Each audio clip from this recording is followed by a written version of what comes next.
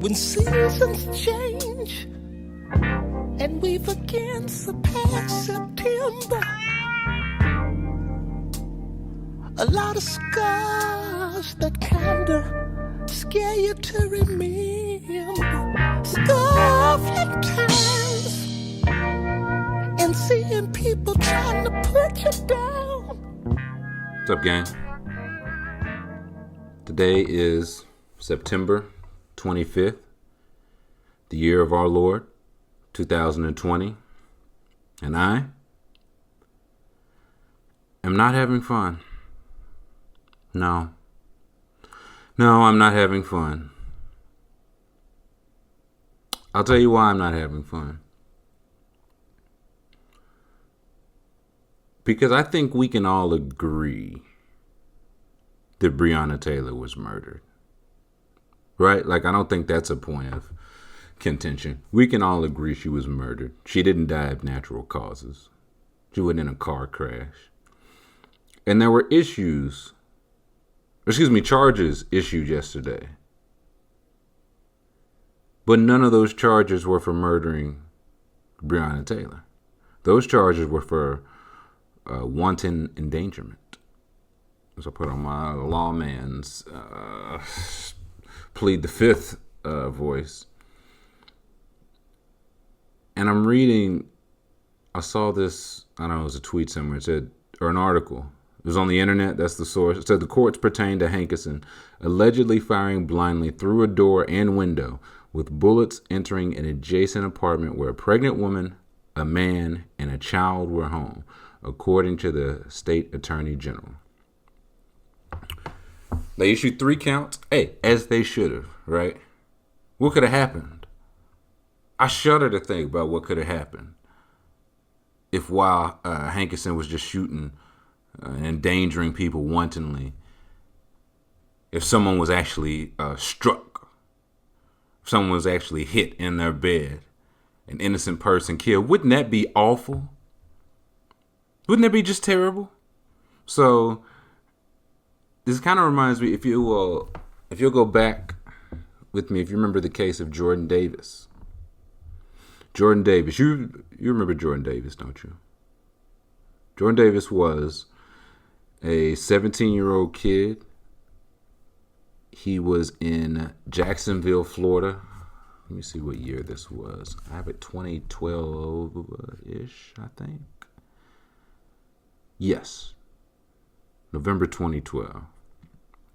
Jordan Davis was a 17-year-old kid in Jacksonville at a gas station with his friends playing rap music loud in their car, as 17-year-old kids are known to do. And a 45-year-old white guy asked him to turn it down, and he said no. He said no. The white guy ended up shooting him. Shot out his car through their car and ended up shooting him. And Jordan Davis died. This white man, Michael Dunn, I think that's his name. Let me get his, yeah. I say the guy killed name. Let me get the murderer's name right. Yeah, Michael Dunn. Michael Dunn that night left the gas station with his girlfriend, went home, and had pizza and wine. He only found out that the kid died after the news. Like, he saw the news, and his girlfriend was like, that was the kid you shot at. And at first, he was convicted for attempted murder, right? Like, he went to trial, everything. They found him guilty of attempted murder. I think 3 counts, because there were 3 of Jordan Davis's friends in the car. But there was a mistrial. They couldn't agree if he was guilty for killing Jordan Davis. And again, we can all agree he was murdered, right? Like the gas station didn't just fall off the face of the earth. But here we are.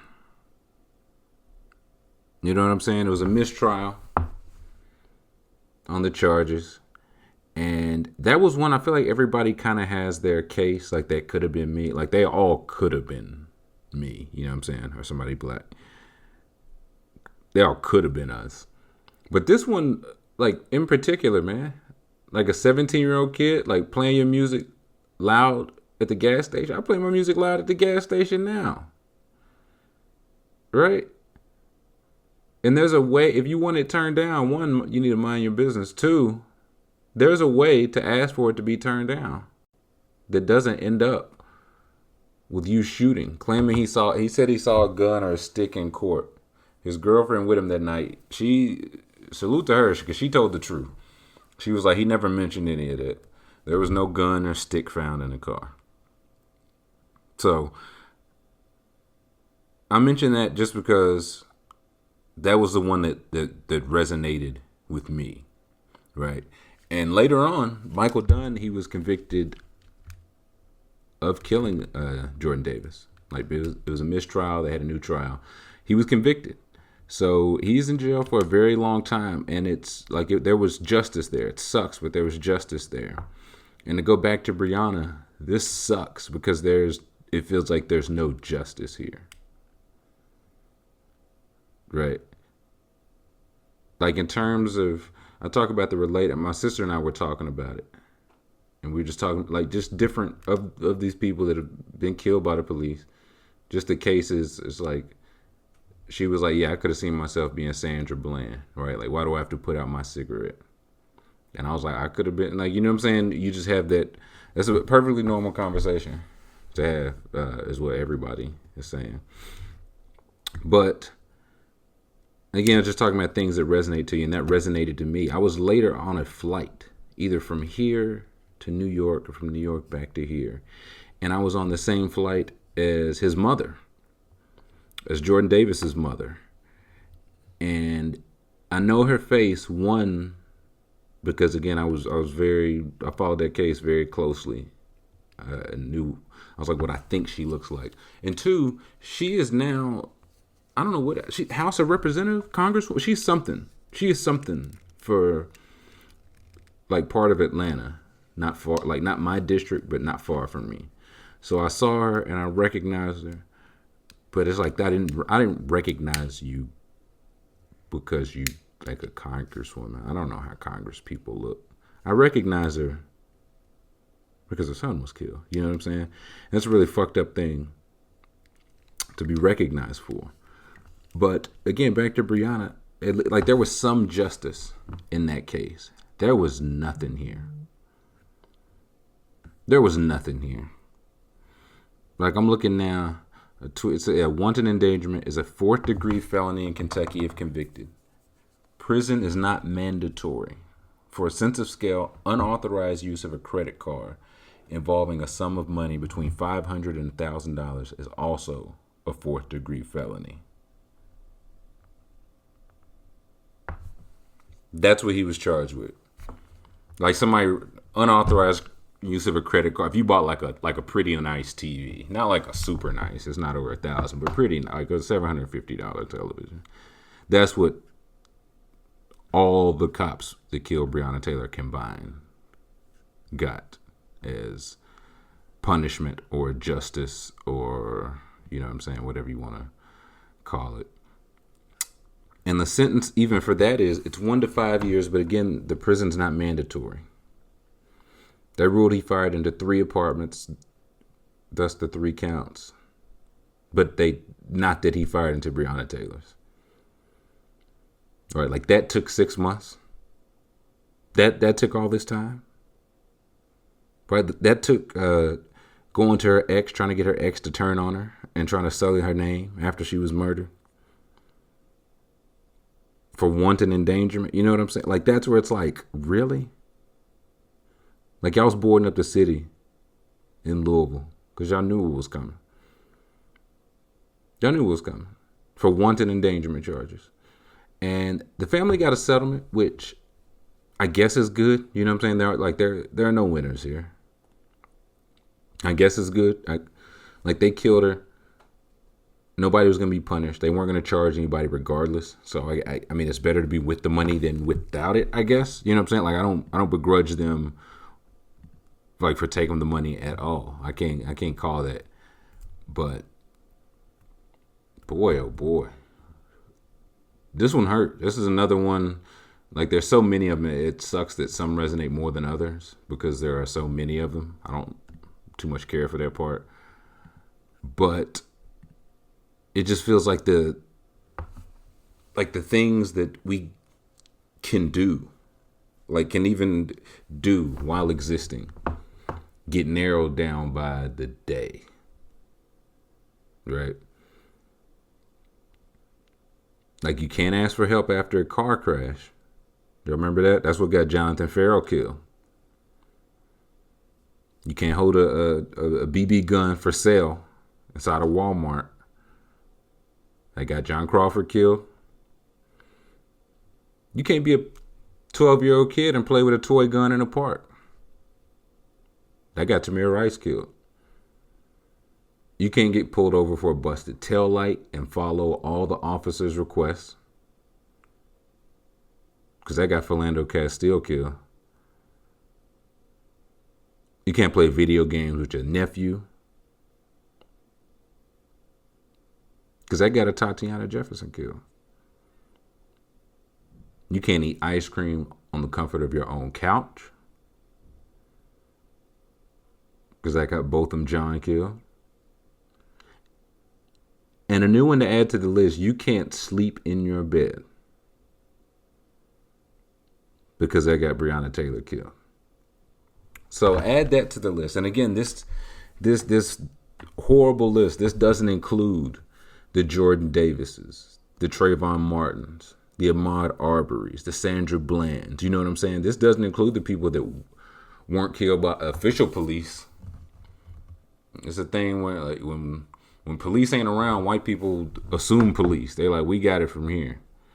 So that don't include those. Everyone I named up there, like the tail light and playing video game, all those was police killings.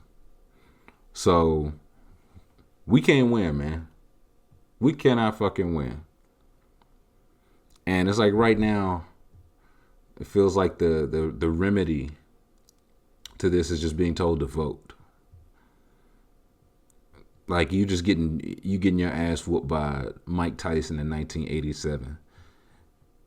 And you go back to your corner. It's like, what? He is eating me alive. What do I do? And they're like, listen. In November, we're gonna vote Mike Tyson out. We're gonna vote him out. Right? I see he's pulverizing your ribs. You're bleeding inside your chest. Just you wait. At the next primary, we're gonna vote. We're gonna get him out of here. That's how that shit feel right now. Vote your bully out. Right? And the system that got him in. Right? Use the system that got him in to get him out. You can trust that. Okay. And the thing now, it feels like they don't even want to get or maybe I'm just realizing it now. They don't want to get the bully out to stop bullying. You know what I'm saying? They want to get the bully out so they can be the bully. If that makes sense. Right? Like that's the frustrating part. That knowing that all of this, like her name was used in memes. Her name was used by like social media accounts. It was used on magazines. I'm not even saying this in a bad way because I think a lot of it was genuine. Now some of it was definitely performative for clicks, all that. I'd like to believe a good bit of it was genuine. And what's going to come of this is what? Right? What? I heard the taxpayers are paying the settlement to her family. Maybe some laws will be tweaked. That would be some progress. Sound like Daffy Duck, progress in this bitch. But I mean, like again, there's no winners here. Again, yeah, Jordan Davis, He was killed. His killer went to jail. The system worked. Nobody won that. You know what I'm saying? His mother, if I'm not mistaken, his mother got into politics. Trayvon Martin's mother is into politics now because they're like, what can I do to ensure this doesn't happen to anybody else? And then we see something like this happen to Breonna Taylor, who again, like if you can't sleep in your bed, man, it's a wrap. I don't know what to tell you. So it's just frustrating. I'm not having fun, and I would like the log to report such. So, in less horrible news, trying something different here. Y'all let me know if you like it. I love going back and reading old, like really old articles, like ones that have been recently archived online, or like are in that really old, like format. And I sent this. I can't remember why it came up. I sent this to a friend this week. This is one of my favorite stories ever. I'm going to read it in its entirety. So bear with me. And then I'm going to react afterwards. Okay? Drink my water. It's not that long. But some of you may have heard it. It's an oldie, but a goodie. This is from May 22nd, 2003. Story is well over 17 years old. It was filed to the Washington City paper by Greg Siegel. And the name of this article is Michael Jordan Tried to Steal My Date. Okay? Michael Jordan Tried to Steal My Date by Greg Siegel. Again, I'm going to read it. I'm going to try not to interject. I just got so many takes on this. I'm going to try not to interject. But I'm going to read the story. Michael Jordan Tried to Steal My Date by Greg Siegel. It's just before 10 p.m., Tuesday, January 8th, 2002, and my cell phone rings. It's Christine, an out-of-town heartthrob, calling from the Four Seasons Hotel. She's just arrived in D.C. for a brief business trip and wants to meet for a late-night bite. I'm busy writing a story for a news service, but it's hard to resist. She's famished, so we agree she'll go ahead to Cafe Milano, and I'll meet her there in half an hour. About the same time we're on the phone, Michael Jordan is facing a larger than usual swarm of reporters at the MCI Center after playing in a 96-88 win over the Los Angeles Clippers. The morning papers have just revealed his wife of 13 years, Juanita Jordan, has filed for divorce in Waukegan, Illinois. A Chicago Sun-Times reporter asked if his divorce is inevitable. None of your business, Jordan snarls, according to a subsequent account in the Washington Post. As I'm striding toward the wood-framed glass doors of Milano, sucking on a breath mint, it occurs to me that Christine probably won't be sitting alone. She's a svelte, attractive woman. The vultures of Milano will surely have latched onto her. I walk faster. Standing at the entrance, scanning tables, I quickly spot Christine, eating at a round table ringed with 6 big men. That's really all I notice, that these guys are big. She's talking, laughing, oblivious to my arrival. Great, I mutter, wanting to spin around and split. Still, I'm anxious to catch up, so I suck in a deep breath and beeline for her, hoping she'll jump up, throw her arms around me, and after a quick adieu to the big boys, sashay off to another table with me. Hey, Christine, I murmur. Christine's caught off guard. Her wide-eyed expression seems to say, "Oh, I forgot about you." She doesn't stand. "This is my friend Greg," she announces timidly, flipping her hand at me. Silence. "Hey there," I mutter, smiling meekly and nodding toward the men. No response. One guy, a burly bald man who reminds me of a Russian mafia thug I encountered during a reporting stint in the former Soviet Union shoots me a sustained, "Get the blank out of here" stare. Another man, curly-haired, scurries away to summon the manager. Christine is flustered.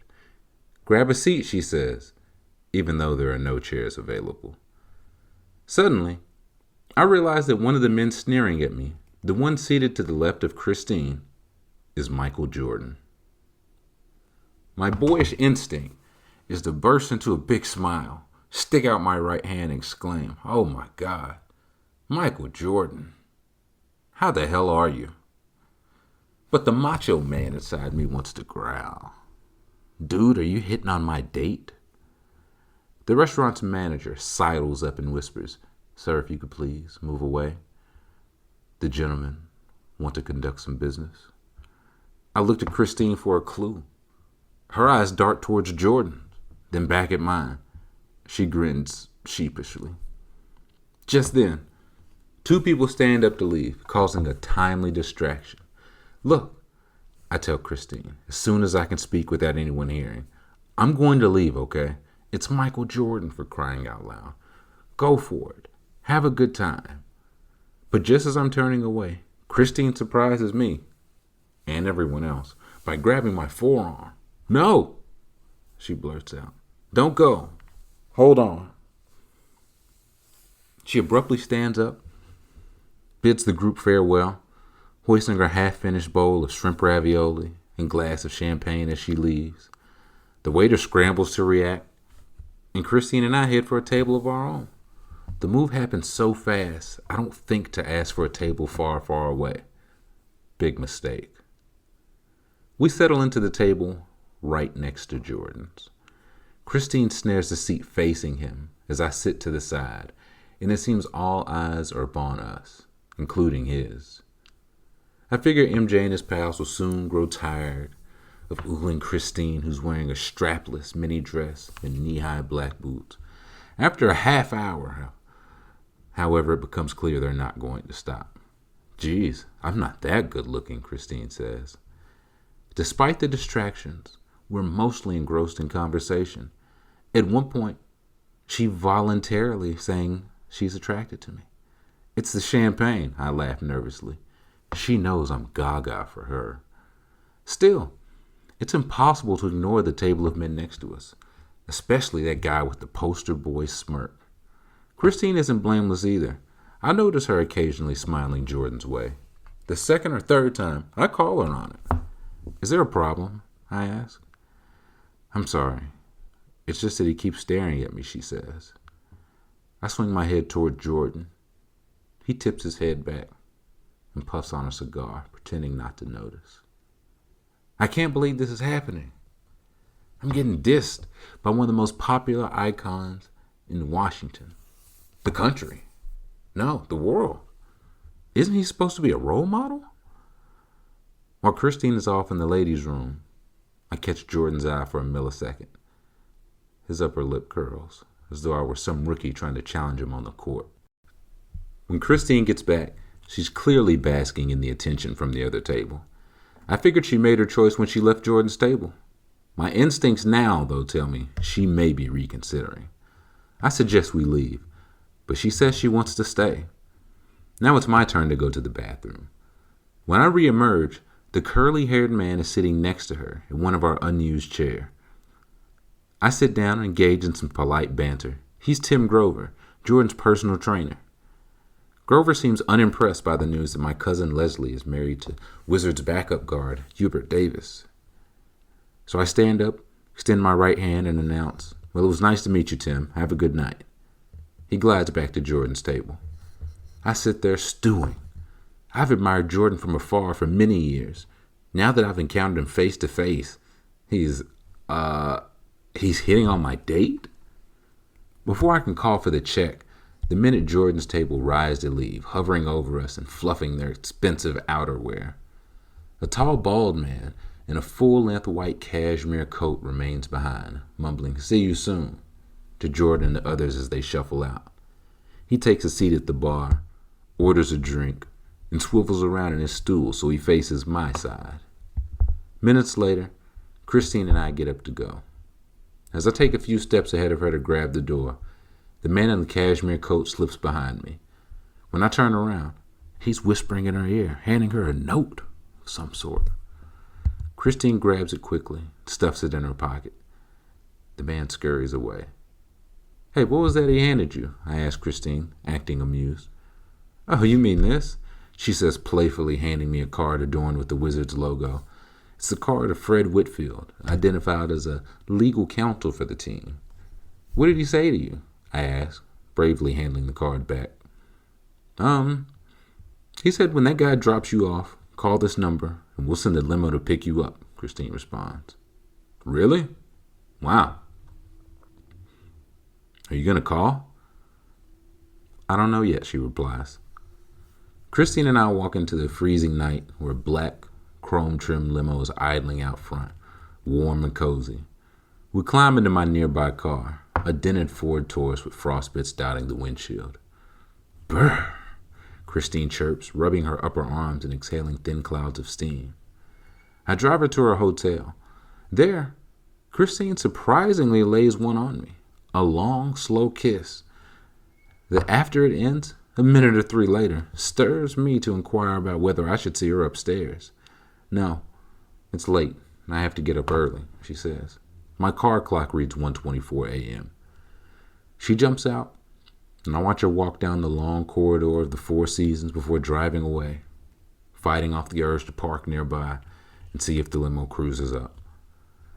The next afternoon, unable to contain my curiosity, I call Christine and ask point blank, "What happened after I dropped you off?"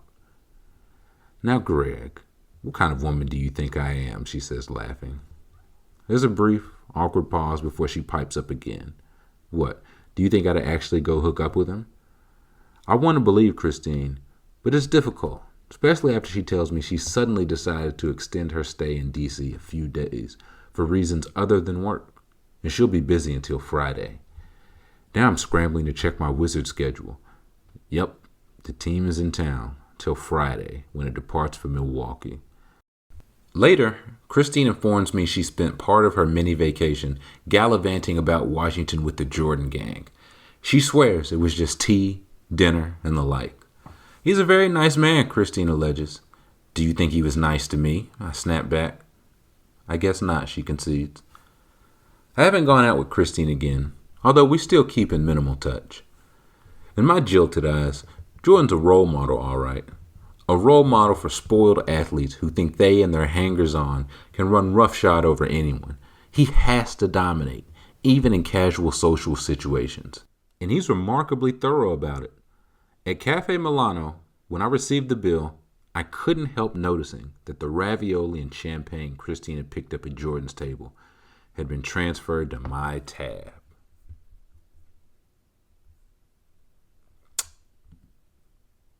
The end. I have some thoughts. Did you guys enjoy that story? It's one of my favorites. I have some thoughts.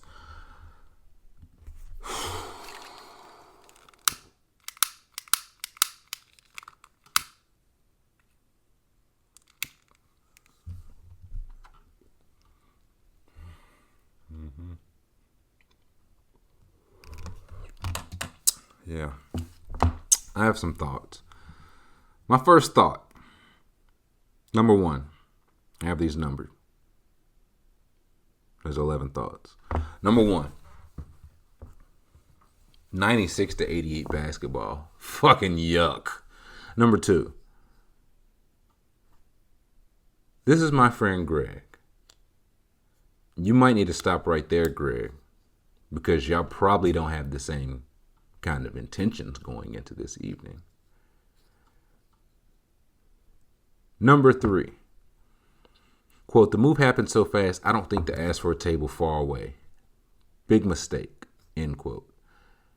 No, Greg, I'll tell you where your mistake was. Your mistake was not leaving the restaurant. Your mistake was not leaving the restaurant. And you don't have to tell her to go with you. You know, if she wants to, she will. Duh. But honest to God, I tell her, hey, I'm going to a different restaurant. If you'd like to join me. Then I walk out. Right? I don't win by staying there. I can't win that game. If I stay, I can't win that game. Come on, man. But I can't lose if I don't play. You know what I'm saying? So I tell her, right, I'm going to, I don't know. It can be somewhere again next door, wherever. I'm going somewhere else to get a drink. If she's with me when I turn around, we'll go get that drink. We'll go get dinner. If she's not, I'm going to need that drink. I'm going to go get dinner. Number 4. Isn't he supposed to be a role model? End quote. Boy, if you don't, role model, you're a grown man. For number 5. Jordan waiting outside in the limo to see them leave, just to see what kind of car he had. That's rubbing it in. It's rubbing it in. Because it's one of those, there's nothing you can do. Like, there's no car they could have got into, right? You could have gotten into a Lamborghini. And even then, right? If you just got money to idle a limo. They don't assume you got that kind of money. But it'd have to take something of that caliber. And even then, bro, it's Michael Jordan. You know what I'm saying? It's Michael Jordan. So him waiting outside, that's just rubbing it in. Number 6. Quote, hey, what was that he handed you? End quote. I asked Christine, acting amused. Listen, Greg, you are teetering dangerously close. Dangerously close to business that is not yours. Number 7. Quote, what did he say to you? End quote. I asked, bravely handing the card back. Greg, you are firmly in business that is not yours. This is not your business. What he said to her. Number 8. Quote, really? Wow. Are you going to call? End quote. Code 10. Okay, get the chains off the doors. That's not your business, Greg. That's not your business. And that's an answer you don't want. Okay? And because you don't want that answer, you don't ask that question. Don't you ever in your life ask a question you don't want the answer to. Right? Because if she says yes, you say, wow, you're going to call. She says, yeah, I am. Your feelings hurt. If she says no, you're not going to believe her and your feelings hurt. If she don't answer, because she don't owe you a fucking answer, Gregory, your feelings hurt. You know what I'm saying? So you in business, it's not yours, my man. Number 9, calling her and asking her if she went. Greg, that is not, you feel what you see what this comes back to? Again, don't ask questions you don't want the answer to. Number 10, do you think he was nice to me? I snapped back. Listen, Greg, don't get tough now. You know what I'm saying? Don't get tough now. You know, you didn't have this energy with cashmere coat. You didn't have this energy with a businessman, motivational speaker, personal trainer, and owner of Attack Athletics, Tim Grover. So don't get snappy with me, nigga. Number 11. Jordan putting the ravioli and the champagne on his bill. That's when a guy's he hot already and he just puts up a shot like after the buzzer. Like it don't even count. There's been a whistle blowing. He just put up a 40-footer and it just goes in. A rainbow shot that goes like above the backboard and it just goes in. Right? I tell you this. I would have had that taken off my bill. And we could have fought about it. I mean, me in the restaurant, not me and the 6 guys. That's not a fight I'm going to win. But me in the restaurant, like, listen, you was there. I didn't eat that ravioli. Listen. But yeah, I'm leaving that restaurant, man. You have nothing to gain by staying at that restaurant. Those was my 11 thoughts. Y'all let me know what y'all think about story time. I like finding these random articles, so maybe I'll read more and react to them. Next thing, kind of random thought, kind of not. Is there anything that Giannis could do to get MVP next year? Like anything. And I ask because we were talking on Twitch the other day about like who the best is, right? Like who the best is, what that means, like the criteria for it. And oh no, I'm watching the Lakers game and Rondo just these courts slipped, man. He slid like an extra far. But the criteria, like my criteria now for best player, MVP, whatever, is my objective is to win a playoff series. Like before I would ask, like, are you talking for one game? Are you talking for one series, for the postseason, for everything? Because like one game, I feel like it's always been LeBron. One series or postseason, you could go KD or Steph or Bron. Like it's a lot of people you could go there. Like everything, well, Giannis the only one showing up 110% during the regular season. That counts too. But my objective now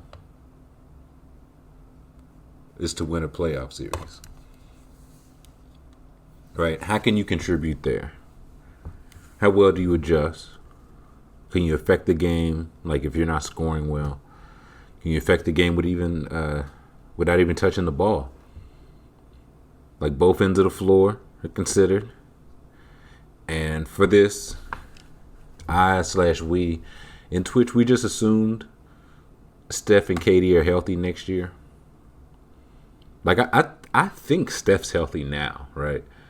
Like if the Warriors were in the playoffs, he'd be playing, or in the bubble, he would have played. There was just like he's just been off for a long time. I think he's good. KD's a different story though. Like KD got hurt in June 2019, and the next season is looking like January 2021 at earliest. So that's 19 months off at earliest. And Achilles is a tough one, right? He's got kind of a 3 strikes thing. Like Achilles is a tough one for anybody. And he's 7 foot tall. And he's over 30 years old. But, and I say this like respectfully, like he's rehabbed before. He's been hurt plenty. I don't think of him as injury prone, but he's had enough like random thing. I know the foot, I think the knee in Golden State, like enough random stuff. He's rehabbed. Right, I remember Gordon Hayward was like tripping out because he was like, "I've never been hurt, like I never did rehab." I know Derrick Rose was going through it. He was like, "I feel like I'm only doing like I can't stop doing rehab." So I think he gets back though. I think this is just kind of what he does. Like I think he just plays ball. Every time he comes back, he always gets it back every single time. So I imagine he'll look kind of like Porzingis did. Porzingis tore his ACL, missed, I think 18 to 20 months, like close to 2 years, came back. It took a few games to shake the rust off, like naturally. And by like the last couple months of the season, before even he got hurt in the playoffs, he was looking good. He was looking good. So I feel like KD will get there, but just in the Twitch chat we factored healthy KD and Steph in. And I mean, durability counts though, because we've seen both those guys like get hurt, miss games in a series, miss series entirely. But we did a quick ranking of the top 10 players in the league. And I just wanted to share mine briefly. And I say briefly, it'll take 4 hours. Now, number 1 is LeBron. That's LeBron, right? Like I think he had the belt for some time. Even like when he was a Laker, I think he had it. Like he relinquished it when he missed the playoffs. But, you know, I don't think of KD being a better player when he went to Golden State. I think he just played on a better team. Like the same way, like Steph deserved those MVPs, and I still never think he was a better player than LeBron. Now, he was cold. Like Steph was, you know what I'm saying? He was maybe second or third, but he just played on a great team. He was a great player on a great team, and it's not a knock. But I can't put KD over Bron, even in the finals when Bron did numbers too. But if he conceded it, it was to KD. Right? KD had it. And then KD got hurt. It was like the heavyweight title belt. KD got hurt. It was open season. Ali went to jail. Open season. Number 2, I got Kawhi. He finally looked human in the Denver series. Again, he relinquished the belt. In theory, like it's open now, in theory. But still, for one series, I'd take him. Number 2. Number 3, Anthony Derek Coleman Davis. Consider this. In every single series, every single playoff series Anthony Davis has ever played in, he's averaged at least 25 points and 9 rebounds a game. And played great defense, right? At least. Right? And that's 5 playoff series going on 6. Not including this one. This Nugget series, I think, is his 6th. So, again, it's early. It's not a whole lot of playoff series. But in those, it's a few games, man. So the average, like the series are made up of games, you understand. So to average like a 25-9 and play great defense, I know I'm getting that in a playoff series. He's 3. Number 4, and I think this is where it gets, like I'm already regretting my order, even as I look at it. 4, I got Giannis. I don't feel good about it. Guy went back-to-back MVPs, and I don't feel particularly good about it. Like Giannis, he was a 22, 11 and 5 on 50% shooting in the Miami series, right? So you can never really take him out. Like take him out. But I'm kind of taking him here, hoping I can utilize him better than Bud, better than Coach Budenholzer. Because like his playoff numbers on the whole this year went up from last year. He consistently gets better every season. Now he's not at like final form yet, but again, I think he's 26. You know what I'm saying? He'll get there. I'm trusting he'll get there probably soon, like sooner rather than later. So I got him 4, 5, and even it feels low, but I just don't know. I got KD. Give me Kevin Durant 5th here. I just think he gets it back, man. I think it's more of a matter of when, not if. Some people in the Twitch, they think he like done. Like again, 7 foot, over 30, Achilles. It's a bad mix, man. But I think he gets it back. I think he just comes back, maybe even a little bit bigger. I think he's just full-time power forward Kevin Durant. Maybe even sometimes center Kevin Durant like they did in Golden State. So I'll say this. He doesn't have to worry about a couple things. One, he doesn't have to worry about personally rushing. Like he got the contract. He's not rushing to like get back and sign. He's good there. The team's not rushing. Like I think they did the right thing. Under no circumstances would I played him in the bubble this year. So he's not really rushed to get back. So I've got him 5. I got Steph 6. Again, not a good year, but he played like 4 games. I think he'll just be back next year. So I got him 6. Number 7, Luka. I got Luka.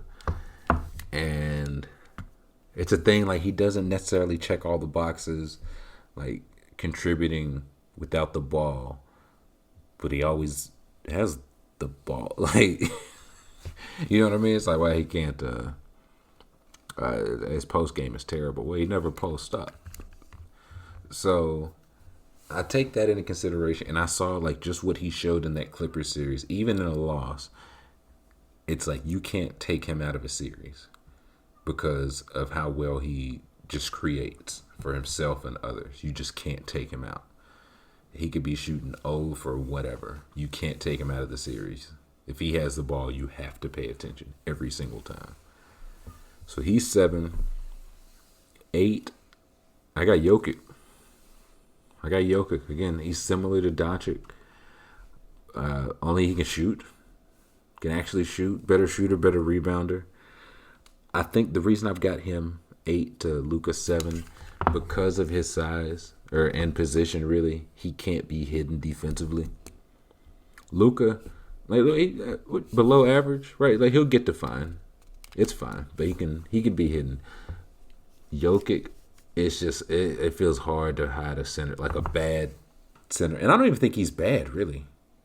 Like I think he's probably fine. It's just his weakness, like mobility, pick and roll. It's just a bad match, man. Like he's definitely a net positive, but it's tough. So that's why I give him 8 to Luka 7, even though he's still playing as Luka sits at home. 9 and 10 got a little contentious in the chat. 9, I've got Dame. I got Damian Lillard.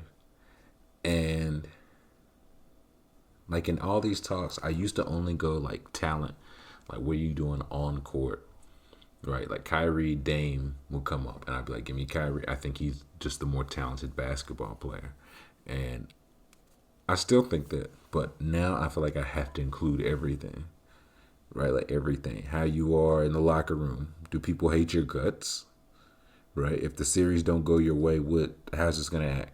Like, are you gonna start recruiting other players? You know what I'm saying? So give me Dame 9. And 10, it seems wild low. And some people had him even lower.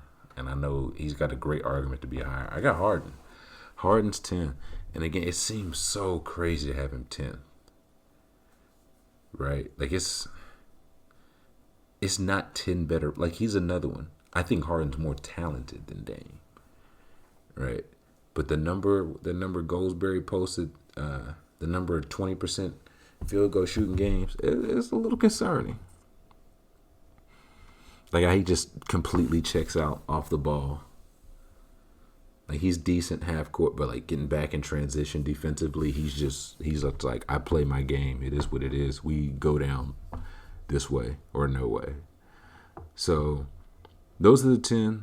Honorable mention to Jimmy Butler, Jason Tatum, Joel Embiid, Paul George, Kyrie Irving, like a number of others. Like just like of the guys I just named, of those 5 guys, one of those guys is fit. Like one of those guys is the 15th best player in the league. That's chaos. That's chaos. That's just how much talent's in the league right now. Right, like if you think it's Butler, he just made, I think, second team All-NBA. Is about to maybe take his team to the finals. Tatum, I think, made third team. About to maybe take his team to the finals. We'll see what happened tomorrow night. Embiid, second team last year, monster defender. Paul George finished third in MVP voting last year. Kyrie Irving, the last healthy year in Boston, like the year everybody thought he figured it out, made second team. Was trying on defense. That guy was a monster. And one of those guys is the 15th best player in the league. So that was just kind of the random thought linking to the Twitch conversation. But back to Giannis. It was something I read this week that interested me. And it said, and I quote, doing a lot of reading today. Damn. There is a way for the Lakers to get a max slot, but it would come with a financial sacrifice from James, as in LeBron. With the Lakers projected to have $16.5 million in cap room if they renounce the rights to Kuzma, James would have to opt out of his $41 million contract and sign for $24.8 million. The $16.2 million reduction in salary would leave the Lakers with the necessary max cap space. Okay. I think that's interesting. I think that's interesting.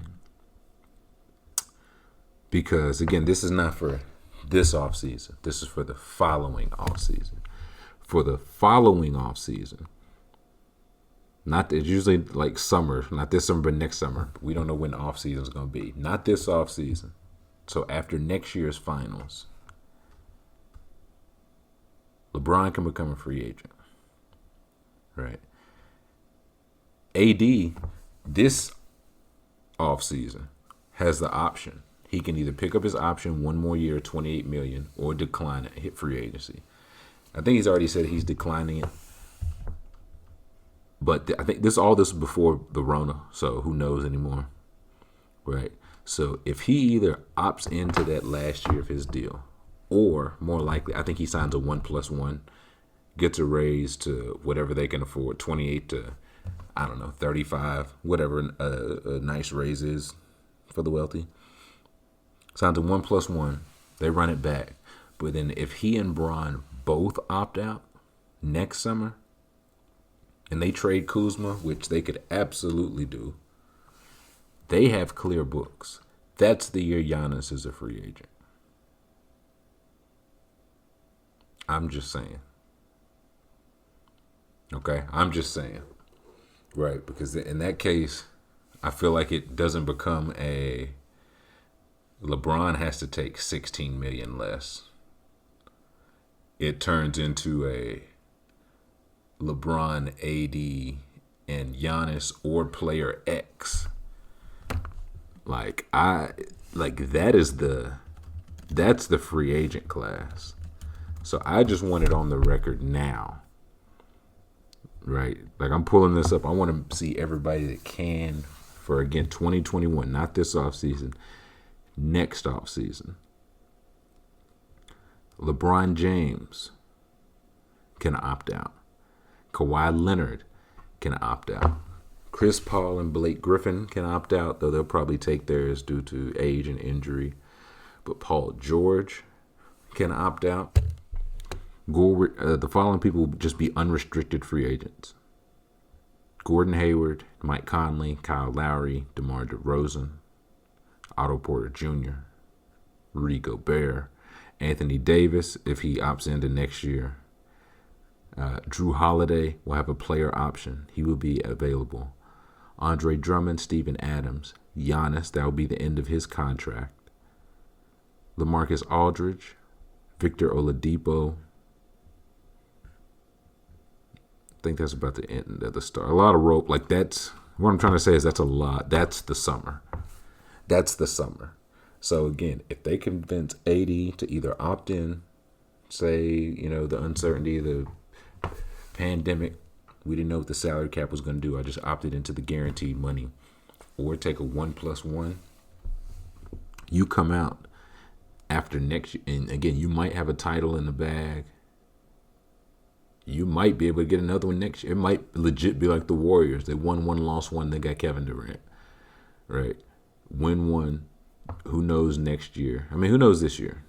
There's still a lot of ball to be played. Who knows this year? Who knows next year? But you could potentially have max cap space. And if Bron and AD and Rich Paul can get just one of these guys, right? Just one of Kawhi or Paul George, or, you know what I'm saying? Shit, even if DeRozan's going to come be the third best guy. Bro, they was playing, they be playing Kentavious Caldwell Pope a lot of minutes. You know what I'm saying? Like, I think they can find some room for DeMar. Oladipo.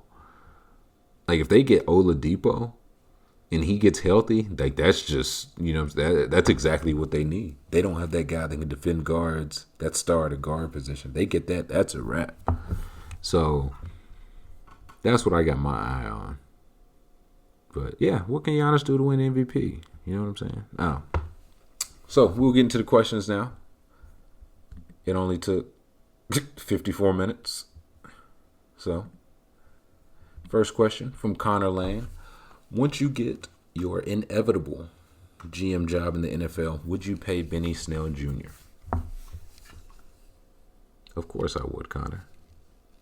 Of course I would. Don't ask me silly questions, Connor. We're better than this. I'll say that, listen, everybody agrees not to pay running backs, and still in the past, month? Or in the past offseason, Christian McCaffrey got paid, Dalvin Cook, Kamara, Mixon, Austin Eckler, Melvin Gordon got a deal. Even before them, Zeke got one, I think 2 summers ago. Maybe who knows? Time's not real. And all those guys I mentioned, none of them are the all-time leading rusher at UK. That's a fact. I checked. So if we're paying running back, if that's just the hip thing to do, of course I'm paying them. Now, he's got some work to do. He had a great week 1 of the season, and he had a not good game 2. I saw some of game. I didn't see game 2. I only saw the reports that I know he fumbled early, didn't get a lot of work after that, and so I think he had a catch for negative yards, and really those are the 2 things he's got to work on. He's got to improve his hands. We didn't ask him to catch a lot at Kentucky, but I think he can do it. He just has to show he can. And the fumbling. Fumbling's really the one. He wasn't a fumbler at UK, and he had high volume, so that's the one I really don't worry about. Like, of those 2, the hands definitely worries me more. I think he's fine like I read, he showed up in better shape. He's fine in pass protection, all that. Running, he'll get that down. I kind of, like, if he was a fumbler in college and started fumbling again, I'd be like, he might just be a fumbler. But he didn't really fumble in college. And we gave him a lot of work. So I think he'll figure that out. The hands, I'm more skeptical on. It's just one of those, even if you get hands, it's not enough to be a running back with hands now. Are you running wide receiver routes? Right? That's what make McCaffrey, that's what make Kamara special. But he'll have his chance. Like, James Conner is nice, but if it's like he can't stay healthy, man. So it'll be some work there for Benny. He's just got to take advantage of it. I'll say this, completely unrelated, but it is football. Why isn't a team like just stacking your first round picks to trade for a quarterback? No, Anthony Davis just got hurt. No, God.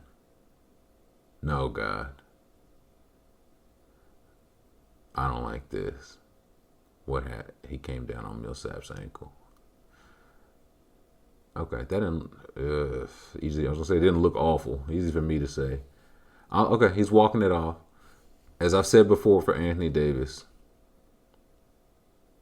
and again, I don't say this insensitively. Every single time he hits the court, it looks like the worst thing ever. Every single time. Like, he's just one of those, like, you see guys that are just, like, not graceful, like Embiid's that way, like, just not graceful fallers. So when he goes down holding anything, it's always, oh, man, this is, like, again, I swear, going back to Kentucky. And it's one of those things, again, I don't think he's faking it, right? Like, I'm not saying he's like, here's those allegations about Vince Carter, right? Like, nobody went to the locker room and came back more than Vince Carter. I don't think that about 80. But it is a thing where it's like, oh, boy. I remember he came down, twisted an ankle in the NCAA tournament. I was watching it live against Baylor, and I almost cried. I was like, that's it. That's our championship. And he came back. Something happened in New Orleans. They're like, oh, this is the one. He expect him to be out indefinitely, up to a couple weeks. He'll miss a couple games, right? So, again, I'm hoping that's the case here. Hopefully, you know, if they can go up 3-1, maybe he won't have to miss much time. The other series goes long. So I'm hopeful, but it didn't. Those twisted ankles never look good. But NFL talk.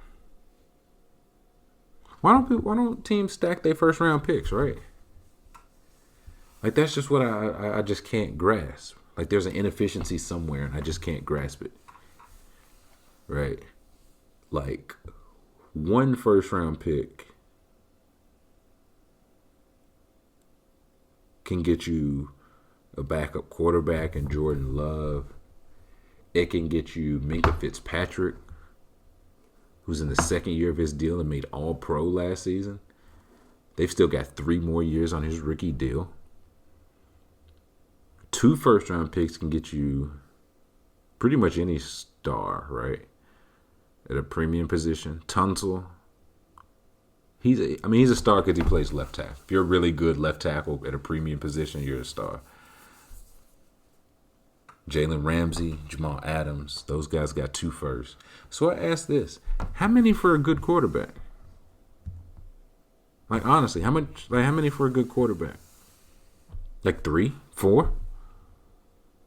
Like if you were Miami or Vegas, if my thing was I traded Laramie Tunsil, I traded Khalil Mack, the point was to get those and trade them for a quarterback.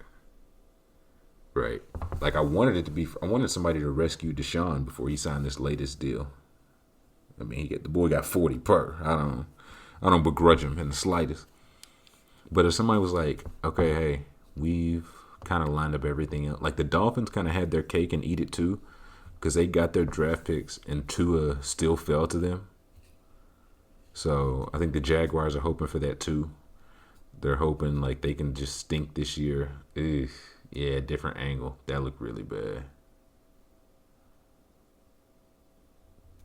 Damn it. Not like this, damn it.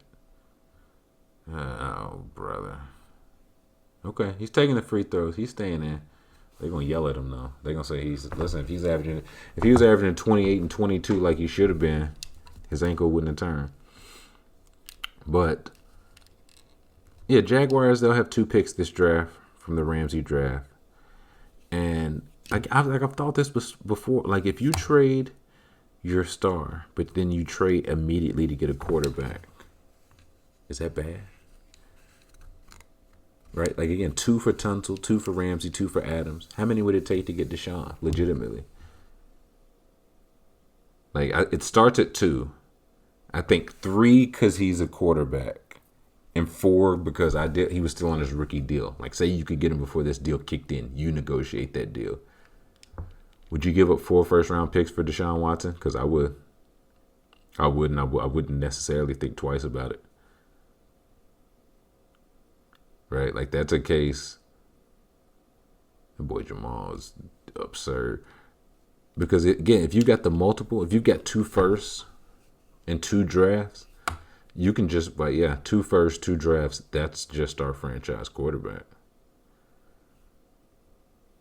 Like if I'm giving up the point in giving up Ramsey or Jamal Adams, right? You can feel that value with those picks. You're not going to compete in that time.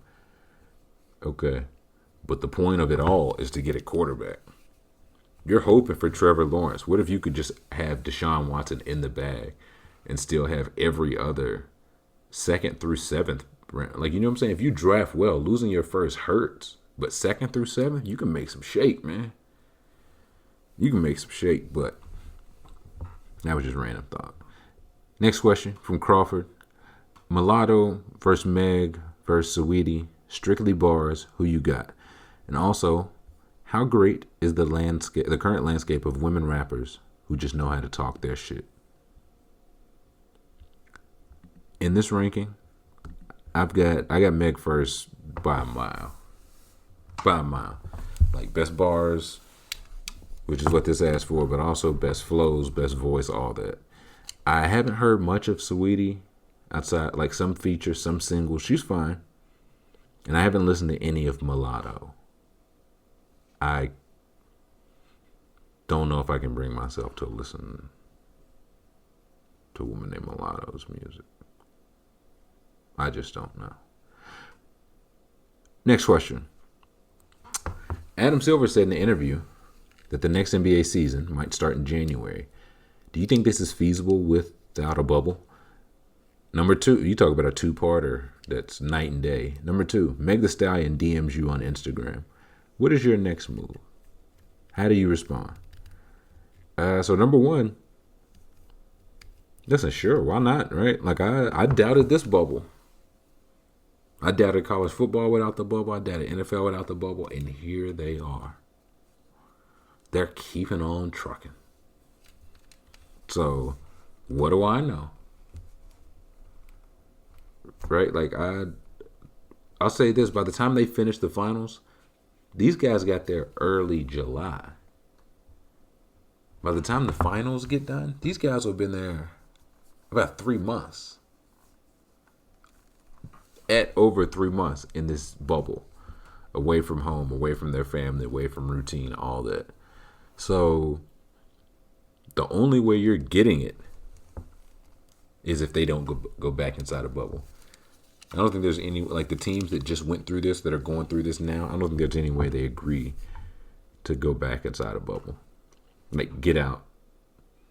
Like, if you're whoever loses in this round, the Nuggets get out in September, have to go back to outside, like, fight pandemic and get ready for the season.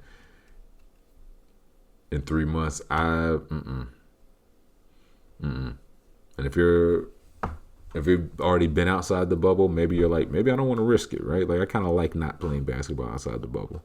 So they will have the benefit. They get to see what the NFL and college football and everybody does right and wrong. And the NBA has shown, listen, the bubble's been very well executed. The broadcasts have been very well executed. I never really,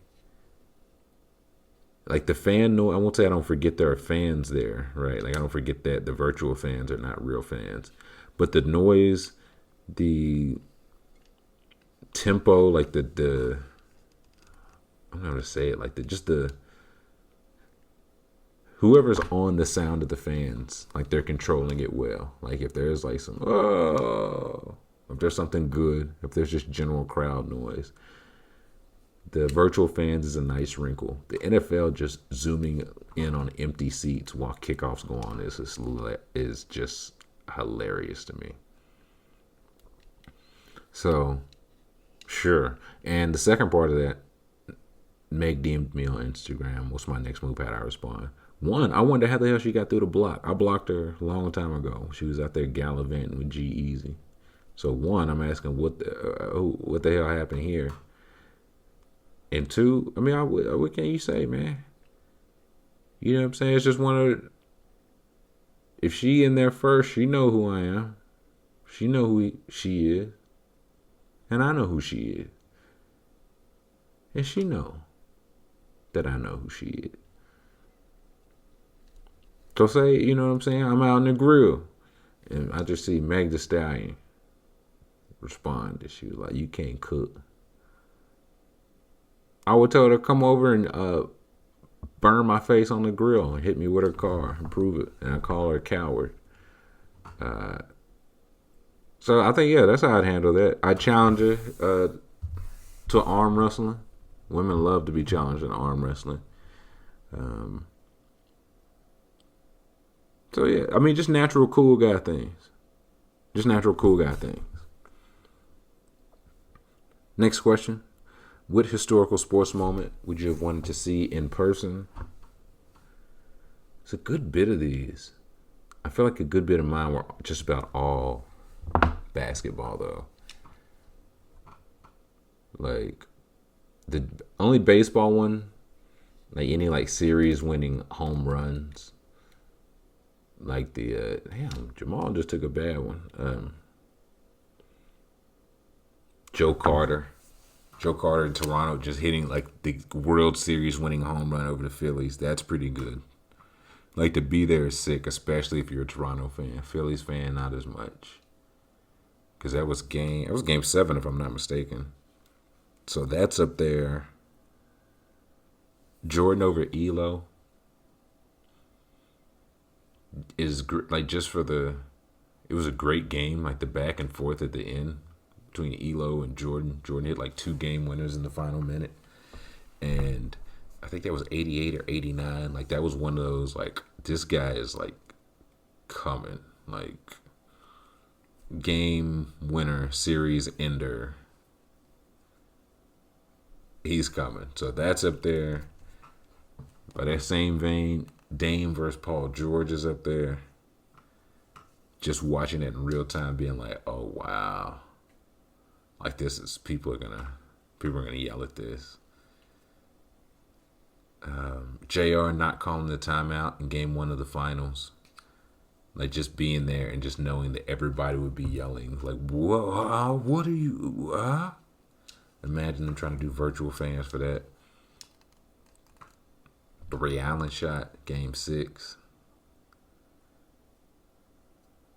And the last one, that UNC Villanova shot. That was just like, as one, I'm not a fan of or a hater of either of those. Like, just as a neutral observer, it's like, wow. And I remember that game, I did not see a single minute of it until the next day. It was during my birthday weekend. And I was in so like the Jordan, the ceiling is the roost. I didn't see all that till the next day. It was one of those, I knew it was on, but listen, it was my birthday and I was in Miami. So I woke up the next day and I swear I cut on the TV and I caught like the perfect like Sports Center right as they were recapping it.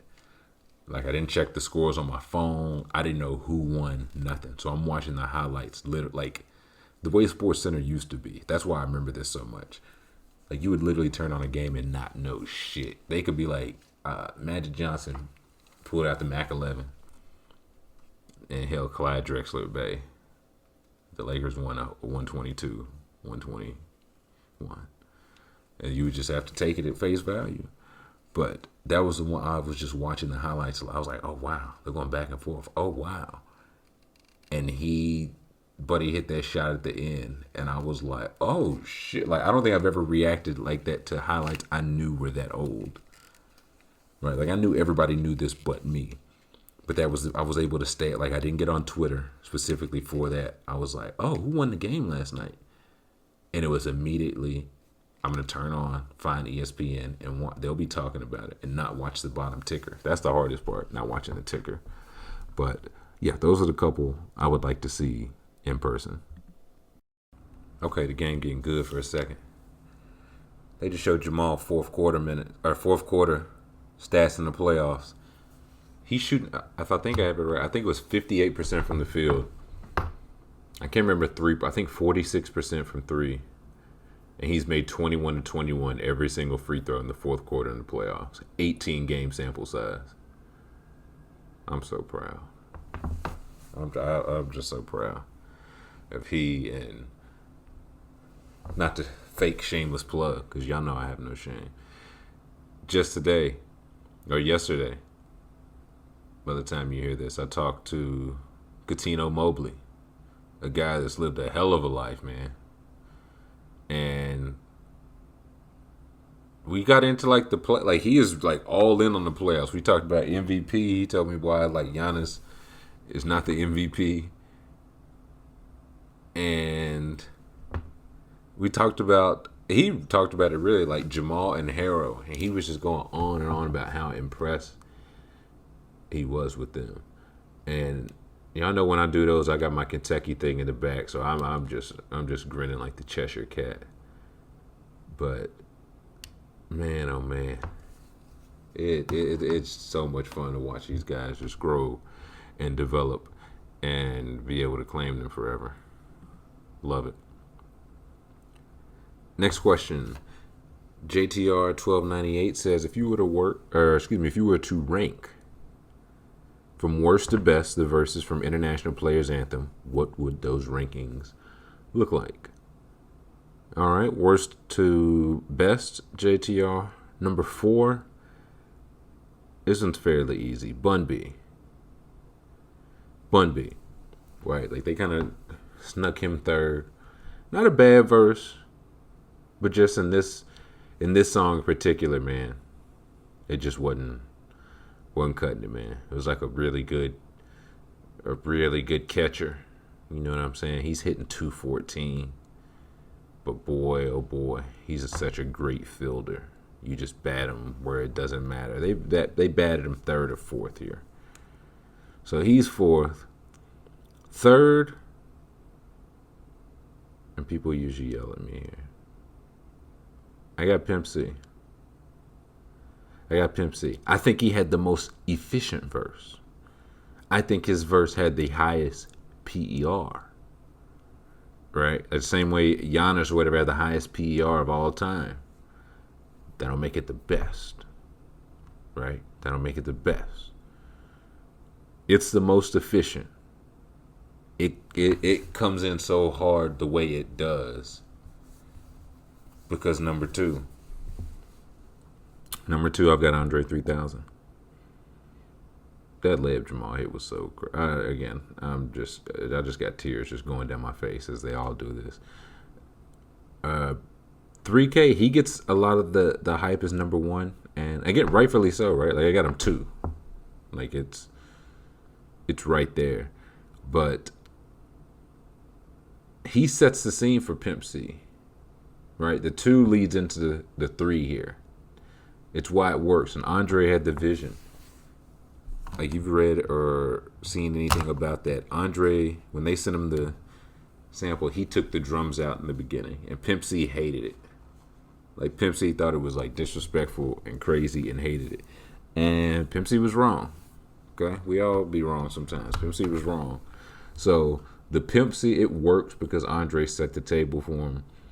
But I think the best verse, and I've long said this, it's long been my favorite, but I just think it's the best verse, is the Big Boy verse. Like the delivery, like Paul McCartney just catching a stray. Right? Like it felt like the perfect closer coming in for a game. Right? Like Andre got it off to a great start. Right? But if you don't close it out, it means nothing. If he blows the game, it's all for naught. I think Big Boy closed it out. And he didn't have any momentum going. Right? Andre had the momentum of just the song starting up slow. Pimp C had Andre like passing off the baton. Pimp C came in with the shortest verse. Like Pimp only did the short verses. And then passed the baton to Bun. Bun didn't drop the baton. But he didn't run as fast as he normally do, from what we've seen from Bun B. And then he gave it to Big Boy. And Big Boy closed the race like Usain Bolt. So I've got it worst to best. Bun B, Pimp C, 3000, Big Boy. Again, that's why they're the perfect match, man. They start and close the game. Next question. Which fictional lawyer or TV judge am I putting on the Supreme Court? I tell you this, the first one that came to mind is somebody who I ain't putting on there, and that's Philip Banks. Yeah, I'm not voting Philip Banks. He can't take a bite out of crime over here. They was hanging out with Donald Trump. You know they was some Republican. You know Carl was a Republican. Where do you get that from? So, the couple that came to mind, I want the blue-haired lawyer from The Simpsons. The guy who he just shows up randomly, and he's like, "How many people are thinking about killing her right now? Be honest." I want that guy on the Supreme Court. Second, I got, this is a tie, either My Cousin Vinny or Judge Howler, the judge from My Cousin Vinny, or the stuttering lawyer from My Cousin Vinny. Any one of those three on the Supreme Court, I think would be just delightful. But number one, my vote, Judge Greg Mathis. They replaced RBG with Judge Greg Mathis. He's like, I heard, I heard you was smoking that crack rock, wasn't you, Clarence Thomas? Yes, you was. I know you was smoking that crack rock. So I think, yeah, I need Judge Greg Mathis to fill in. Next question from Maxwell Klitsky. Who had the worst day? The Archduke Ferdinand's motorcade driver or JFK's driver? That's a good question, Maxwell. It's like my right caliber of morbid, too. And JFK. It's Ferdinand by far. I had to ham up on the facts for him. But his was basically, they had a motorcade plan. It was an assassination attempt. Like they tried to throw a bomb on the car. It rolled off, blew up another car. Other people got hurt. Not them. They turned down like a wrong street because they were like, nah, we'll still go on. We're not just going to abandon the mission. turned down the wrong street. The street they turned down, that's where the killers was like regrouping. Like, okay, how are we gonna go kill that motherfucker Archduke Ferdinand? And then he just shows up. It's like you just a hungry lion, and you just open the door, and it's just a zebra. The zebra's just like, and you're like, I was just coming to see you. So yeah, they turned on their street. They killed him. They killed his wife. So I think he definitely had it worse. JFK's driver, I think he got a bad rap. I really do. If you put yourself in his shoes, it was 3 shots, right? Like people, I think the consensus is it was 3 shots. 1 hit the street, 2 went into JFK.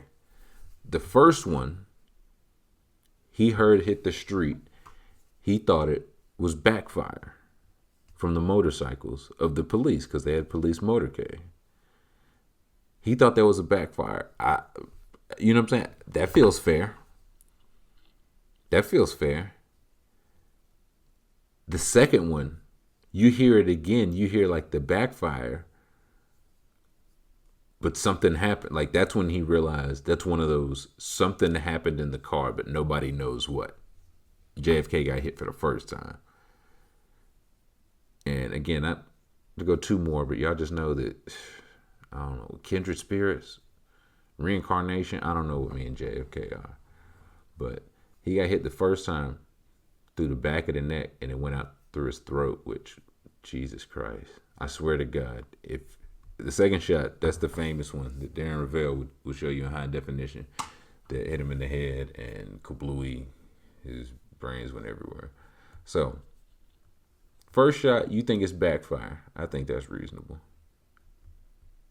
Second time you heard it again, I feel like just most people's instinct in general, maybe I'm just speaking for me. My instinct when something happens in a car, I'll probably stop before I'll go, right? That's just so if something, I'd stop. And so then that you hear the third shot, that's when, I'm not sure which one of the bullets went through Kennedy and shot the other guy in the car, but not the driver. But when the brains go everywhere, that's when it's the time to hightail it. And again, that's when he started to drive fast. And that's when Jackie Kennedy is like jumping out the back of the car. You know what I'm saying? Reaching for, some people say she was reaching for some of his skull. I think she said, or maybe that was rumor too. She said she was like, they're shooting. I'm just trying to get out of the car. Or she might even say like, I don't remember that at all. Like I don't recall trying to get out of the car. But yeah, he didn't act great. JFK's driver didn't act great. I don't think he acted like negligently bad. Ferdinand's boy, no, daddy, no. So, next question. I am on hold with the DMV and their whole music is trash. What song would you replace all call center hold music with? That's a good question. And I got 3 that I'd just be so upset if they came back real fast with it. Oh, Nuggets down 3-1. Uh-oh. You know what time it is. No, my 3 are in no order. They're all old songs. Nothing new. I don't want to hear nothing current while I'm on hold. 1 is As the Beat Goes On by The Whispers. Love that song. Never stops my toes from tapping. The next one, Best of My Love by The Emotions. Like, whoa, you got the best of my love. Like that, man, them sisters was singing, wasn't they? That's number 2. That's like if I hear that at the grocery store, man, I shoulders be swaying. As I be getting my little rice milk. Then the third one, another old one. Phil Collins. Studio. In the Air Tonight is a banger too. But I don't want to hear that when I'm on hold. Because there's only one part you want to hear in that song. Studio, I want to hear all of it. They come back on hold. I'd be like, put me back on hold and start it from the top. When the drums come in and the clapping. So them my three. If I could just replace those, holding really wouldn't be that bad. Next question. If you could go back in time and change something, what would you do? And no, punting the first fish that came on land isn't an option at this time. Oh, well, okay. Can if I gotta cook the meal, can I shop for the damn groceries? No. Two jumped out to me. I think the first one is not even if I was a native, but if I was just with the natives. Like when Columbus and his boys just pulled up, if I was just like, guys, I'm just talking to the natives. I'm like, guys, trust me. Kill these guys. I know I'm nobody. I know, I get it. Y'all probably want to kill me, but y'all too friendly. I am telling you, when they come over here, the motherfucker that say his name is Christopher, he's bad news, guys. Kill him first to prove a point. Like, they don't know shit. They don't even have blankets, bro. So just trust my word here, my guy, Chief. Kill listen. They gonna be smashing y'all's babies' heads against rocks real soon. So hear me now, believe me later. That's one. And number two,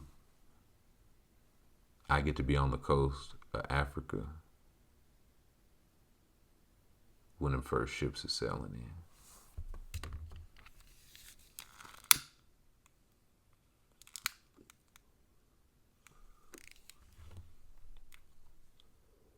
Like the Chappelle, he's like, Massa is fucking up. No, I go the other way. I'm just on the coast like, listen, y'all see them ships coming this way. Again, brothers, trust me.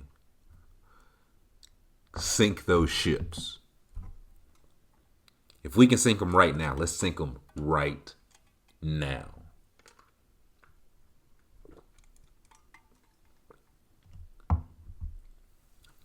But you will be better off if we just sink those ships, right? We sink those ships. They just never return. It's like, wow, they're soon sunken. And if they send like another one the same exact route, hopefully I'll be there again. It's like, guys, I'm just telling you. This is bad news, right? I'm not telling you to go seek them out. But if they come to you, Ixnay. I don't think they would know what Pig Latin is. But I could explain that at a later time. If I'm having, you know what I'm saying? If I'm going back in time in this scenario, I got enough time to explain Ixnay, Pig Latin. You know what Pig Latin is. So those are my two. If I could basically just go back to anywhere with colonizers, just get off of a boat, like we've got some ideas on how you guys should live life. I'll be like, hey, listen. They would look over at me and they'd be like, these are the guys you were telling us about. And I tap my nose twice and they just slaughter them all. And it'd be for the best. I think it'd just be for the best. Next question. If you could have one superpower, what would it be? Matter of fact, let's get your top 5. Number 1 feels way too easy. Like, I looked up a list just to see what all the options were. And this was way too low. Transportation, how is it not transportation for everybody? Right? Like, if I get superpowers, but I don't have to do superpower shit with them, how is it not transportation? I'd never pay for a plane ticket again. I sell my car. You know what I'm saying? If I could just transport a place and be somewhere, and it's like, if it's whoever you touch or is touching you, transport with you. Listen, I'm just holding my bags. I'm just holding I book a room. I just transport into it. It's got to be transportation. 2, got to be telekinesis. Got to be telekinesis. Like Professor X, like moving stuff out of the way with your mind. Like, where, damn, I forgot the remote across the room. Woo, that's the brain noise. And then the remote just comes over to you. Or you can also like move other stuff out of your way. Like somebody be in a good parking spot, somebody you be in traffic, and I'd be like, if every car here could just move to the left. So telekinesis is 2. Number 3, super speed. Give me super speed over even super strength. Because if I had super speed, I would just not train at all and just show up at the Olympics and be the world's fastest man. And they're like, how is he doing that? They're like, he's in terrible shape. His build is awful. And every year, he beats Usain Bolt, thumps him comfortably. 4, time travel. And that ain't even though I'd like to go back and sink them ships, but I would just use that for just everyday shit. Like the people say they got no regrets, bullshit. Give them time travel and see what they would get. Like if I stub my toe, if I do something, you know what I'm saying? Cut yourself shaving. I go back in time. I don't want to even deal with that healing if I can help this. The commercial's on. I can't even hear it, but I can see it, so I can hear it. These are the people in the neighborhood. In your neighborhood. They're the people that you see each day. Bro, I want to punch this commercial in the throat. But yeah, time travel will be sick. Bro, again, fat ass me, I'm just thinking, I'll be like, you ever like order something and it's not what you thought it'd be like, this wasn't as good as I thought. Like, let me go back in time. Let me get the crab cakes instead, please. Thank you. So that's 4. And number 5, element control, man. Element control. Be like, man, it's hot outside. Not anymore. 72. Like, oh no, that hurricane hit it right toward Houston. Like, I got you. I'm sending all that rain up to them fucking wildfires, man. I cannot believe that half the country is, or not half, but a good bit of the country is just on fire, man. That is wild. It's one of those, I feel it's like nobody's talking about it. Listen, I don't know what we're supposed to say. I just don't know. Like they still putting out fires in the forest with planes dropping water out of it. That's where we at with fire innovation, fire put out innovation. So yeah, I just send a whole bunch of rain their way. That's only 5 superpowers I need. I'd be living a great regular life. Transport, telekinesis, super speed, time travel, and controlling the elements. Next question. El Broads, what is the best or your favorite concert you've ever been to? Who's a dream artist you've never seen live who you want to when concerts are back in 2036? 1. The best concert I've ever been to was Outkast in ATL when they did the At Last concert where they finally performed there after I don't even know how long, forever. And it was just going to be like a great weekend. I think I went the first night. I don't remember if it was the first or second night. I didn't go the third night. I think I went the first night. But the openers were Janelle Monáe, who I like, Solange, who I like, and 2 Chainz, who I love. And then it was going to be Outkast. And I was like, this is great. But then Solange had, I think, either a root canal or a root canal gone bad. Something happened dental-wise or health. Like, I remember being dental because it was like health, but not like her life was at risk. So Solange dropped out. And do you know who they replaced Solange with? Future. Future. I like Solange. I love Future. So that was one of those, oh my God. Like, tickets was already booked. Like, that was one of those, you found out like the week of, and it was like, wait, what? We go from Solange to Future? This is amazing. You show up expecting like a buffet, and you get there, and it's like, nope, here's just $100 million cash. So that's the best concert I've ever been to. Second was Beyonce and Jay-Z. It was just a great experience. Like, Chloe and Halle opened up. They were dope. Khaled was there, and I was like, why is he here? But he just brought out a lot of famous people. Like, he brought out Block Boy. He brought out Freeway, August Alsina, Jeezy, Big Boy, Killer Mike. Jamie Foxx was there for some reason. And then Beyonce. Then Beyonce did her thing and let that old man do his couple songs. And the third best one, Drake versus Wayne. Drake versus Wayne was a really good concert. Like, they've just got so many hits. The format was good where they were going back and forth. It wasn't just like one for 90 minutes, the other for 90 minutes. Like, it was legit like 25, 25, joint for 10, 25. Like, they split it up very well.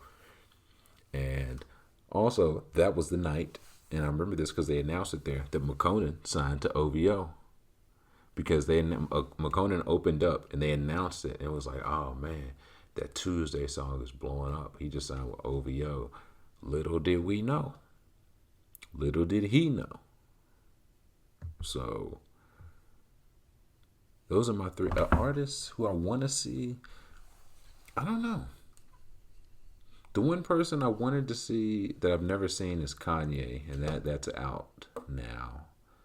So now I've been fortunate. I've been able to see a good bit of people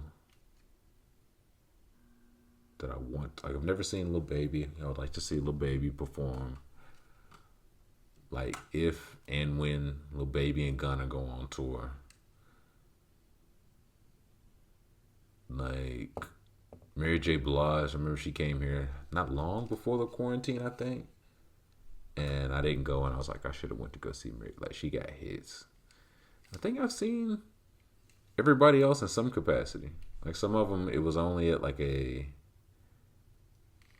basketball game halftime or some all-star shit. But if I seen you perform, I seen you perform. Next question. It says, related to the Charlie Wilson tweet, what are the best songs of some dude just trying to get a nice lady on a date? And the Charlie Wilson tweet was, I don't know, one of those, some account tweeted the Charlie Wilson first name Charlie, last name Wilson song, which is a classic. And I said there haven't been 5 better songs since this came out, which I stand on. No, I haven't heard any. Nobody's presented me with the 5. So that was the Charlie Wilson tweet. And the best song is really just one, man. And again, it's by Future, who I love. I just said that in the last quiz. I remember when I said that. I love that guy. He's so good. But Please Tell Me by Future on the, is it Save Me? It was like the EP. It came out last July. But he's like, please. He's like, baby, please tell me I can buy Chanel for you. Like, I am begging you to let me buy you the newest Bentley coupe. I'd like nothing more. Like, please let me buy you things. Please. Like, that's, please tell me. That's the ultimate. It ain't even about a date, man. He's just like, I just want to buy you a coat. I just want to make sure you're well taken care of. And you talk about a mood, man. Future does it. He always does. He always does. Next question. Can you another Charlie Wilson, Big Charlie Wilson day? Can you discuss some of the Charlie Wilson features on rap songs? I'd hate to hear some of your favorites, or ignore if you aren't a fan of those. Well, I am a fan of those. Dickhead, how you feel about that? I got a couple of them. Beautiful with Snoop and Pharrell. Monster. Charlie Wilson killed Monster with Kanye and Jay-Z and Rick Ross for 4 seconds. What You Want to Do with Mia X. If y'all remember Mia X. Man, listen, you talk about the lady rappers that can talk their shit. Mia X, man. Mia X was the first, like, in all honesty, coming up, like I listened to whatever my uncle listened to. He just happened to listen to a lot of New Orleans stuff. So I would listen to that, and they would have like Mercedes and Mia X. Like No Limit put out a CD every single week, and we listened to every single one of them. And Mia X was so cold. And so growing up, like I didn't realize it was like a gap until it was a gap, because it was like Foxy Brown. Foxy Brown was talking that shit. Lil Kim was talking that shit. Mia X was talking that shit. And it was like a gap that we didn't even notice until it was gone. And now we notice it because, again, like the aforementioned people, the City Girls and Meg and Cardi and Saweetie, Mulatto, everybody. But listen, if any of them doing it, if you paying homage to Mia X and Foxy Brown, and rightfully so, from that era, you gotta mention Mia X's name. You can't not mention her name. Cause she'd be on a track with 8, 9 niggas and holding her on every single time. So, What You Want to Do with Mia X and Charlie Wilson, one of my favorites. Snoop's Upside Your Head. Snoop and Charlie Wilson did a lot of good stuff together. Earthquake, the Tyler the Creator one. Like Charlie Wilson, he just comes in and I don't even know. He's just like the role player that just fits well on any team. Like you just drop him Iguodala. You know what I'm saying? I just figure out what you do. Like you need me to hit the boards tonight. Okay. You need me to lock up. Okay. You need me to facilitate. I got you. So those are a couple of my favorite Uncle Charlie Wilsons. Next question from JTR 1298. Just a reminder, we're waiting with bated breath for top 5 Chappelle Show sketches from good old Trilly Whisk. This is another one, man. It's like the top 5 Simpsons. I'm giving the Twitch. My top 5 Chappelle sketches today. I'll try. Okay. All right, JTR, if you insist. Number 5. World Series of Dice. We ran through it the other day on Twitter, but just so many quotables. Just so many quotables, like just things I just say aloud to no one even in particular throughout the day. Like I bought my mama a car, spent the rest on PCP. I had a whole sketch, Ashley, Larry, Leonard Washington, Charlie Murphy. That's a classic. 4, Mad Real World. I think that's probably the pound for pound, the one I quote the most. Like World Series of Dice, that's the one I say aloud to no one in particular. Mad Real World, I feel like I say the most to other people. Like if nothing else, I will text my uncle and be like, "This nigga got on cotton Dockers. What's the square hypotenuse of this apartment, nigga? So that's number 4. Just a part, and Kede has some big ass tay-tays. Just a classic. Number 3. This is, I don't know about slept on, but I don't hear it talked about amongst the favorites, but it's definitely one of my favorites. Is where the white man used to do the old history things. It was General Cornrow Wallace, played by Mos Def, and he was fighting Chappelle. It was in the gang wars, and they killed Mos Def and put them high heel shoes on him. And he was like, "Hey, some Mark Tree, Stepped on my sneakers and poured Morton salt all over me. Rabble, rabble. Like, that's a classic one. When he met Tyrone Biggums in jail and he was telling him how to cook cocaine. So that's it might need to be higher. But number 2, Time Haters. Time Haters is where the player haters ball where they go back in time. It's just too many gems. Just them beating up Hitler. Them shooting the slave owner. And my favorite part. Like, my favorite parts of that entire skit all involve Charlie Murphy. One, him just shaking before all the guy would say rolling. And Charlie Murphy just starts shaking, like side to side. And number 2, the part where Buck Nasty, Charlie Murphy was like, "Hey, say, Jack, these cats ain't even got no shoes on. They ain't got no sense of style." And Chappelle was like, "Show some respect, Buck Nasty. One of these men could very well be your great-grandfather." And they looked up and it was Charlie Murphy as one of the slaves, and they just looked at each other. That still kills me.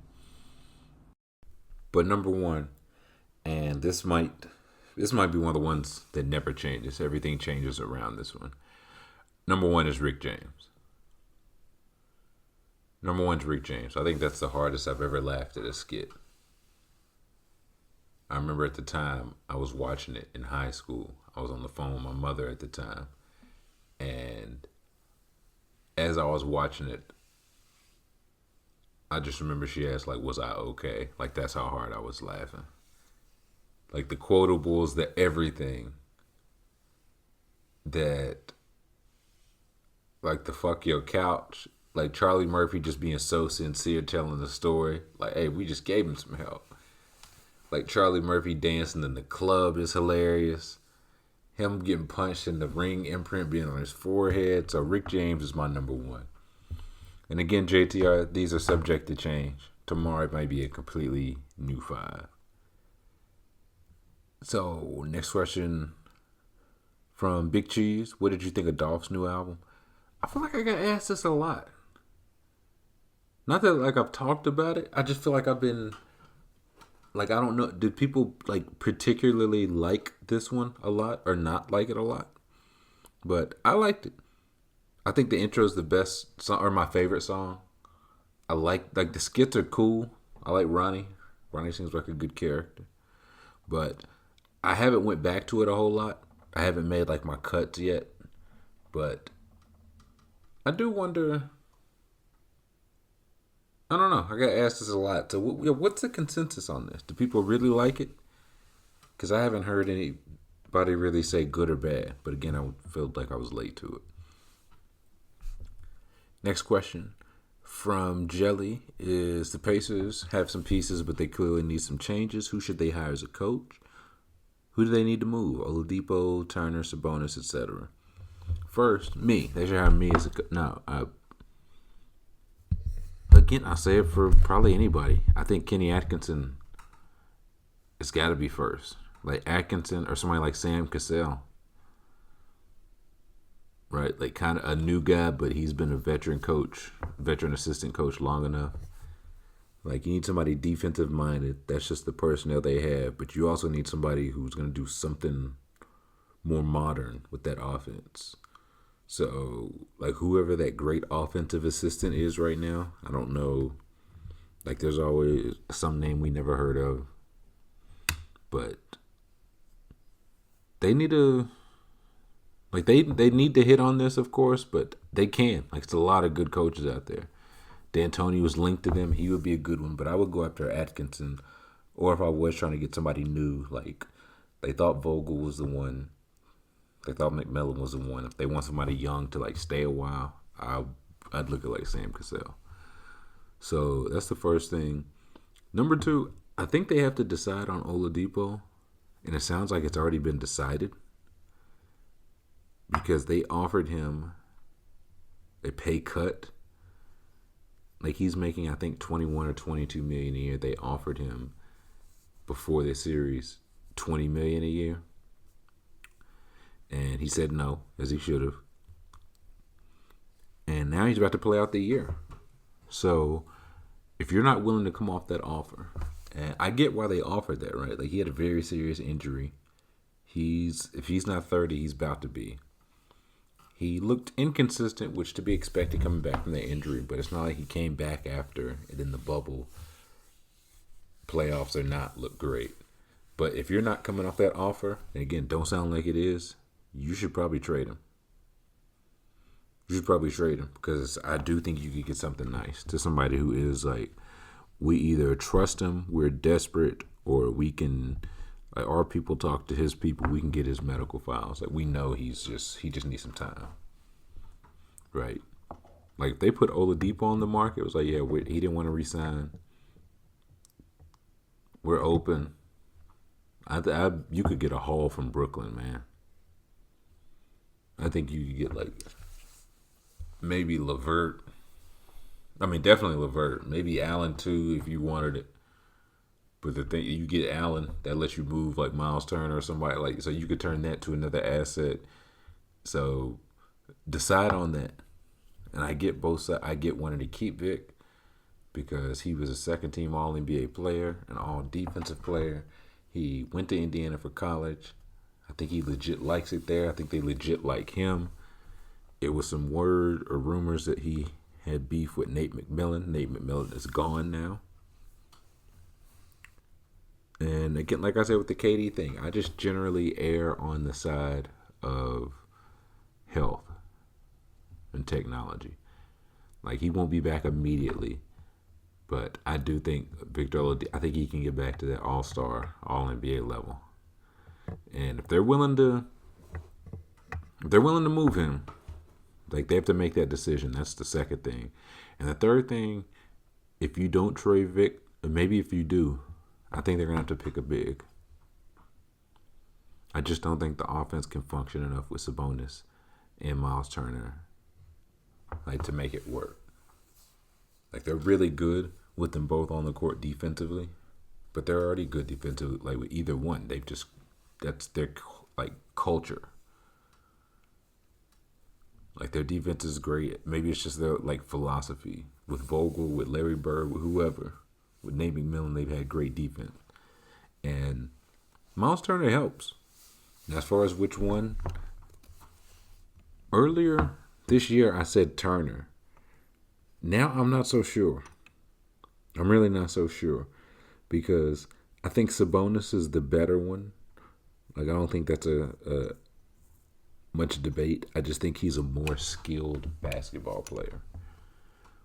But I think Turner fits better with whatever you're trying to do.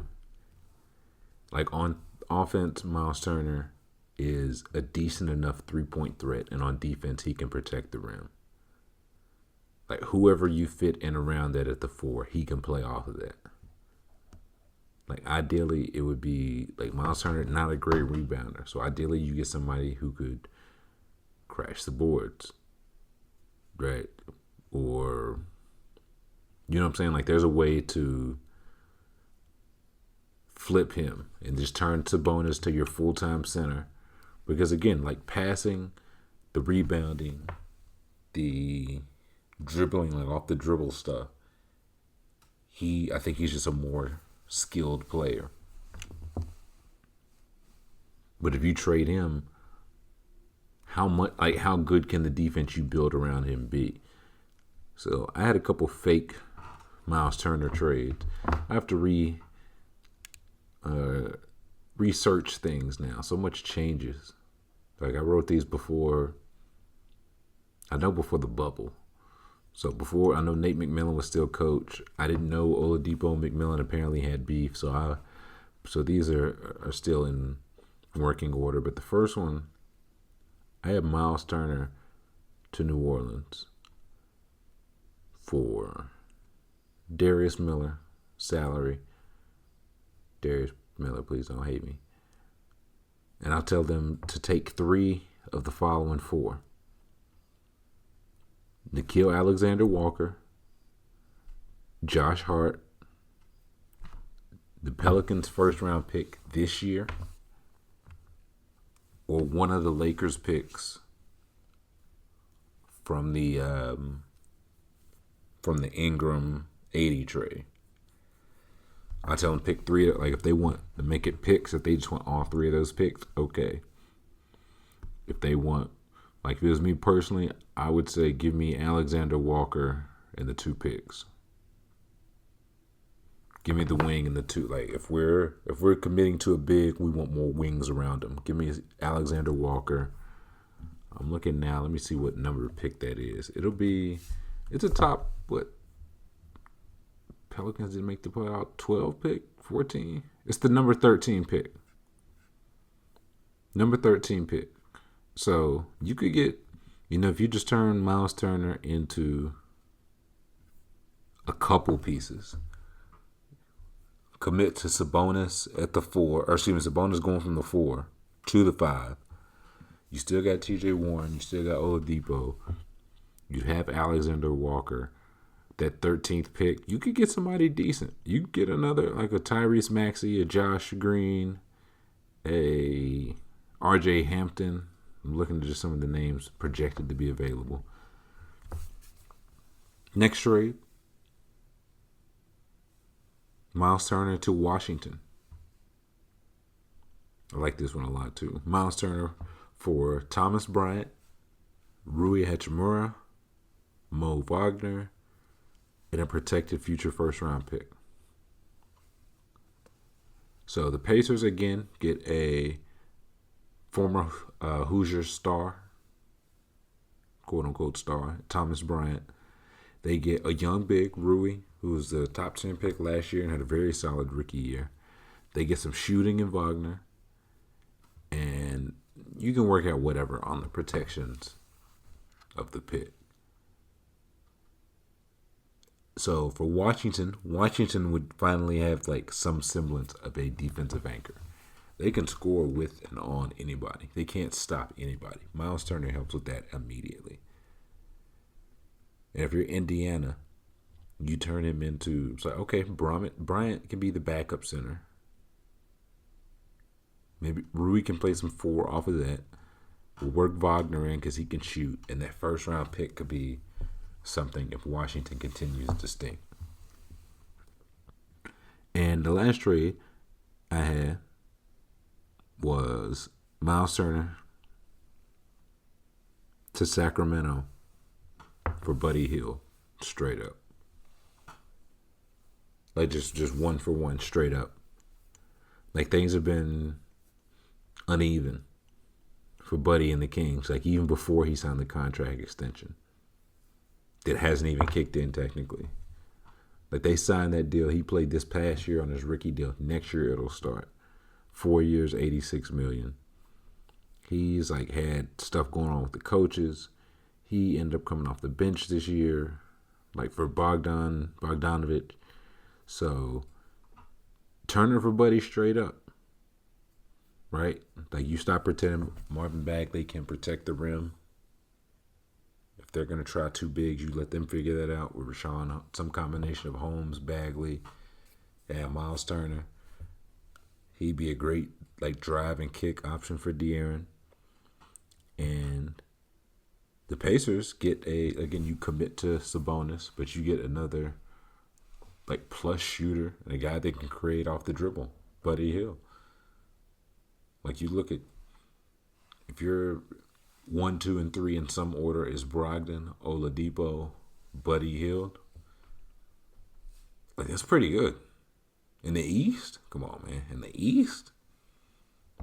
Like Oladipo, if he can get healthy again, he's a good defender. Brogdon's fine.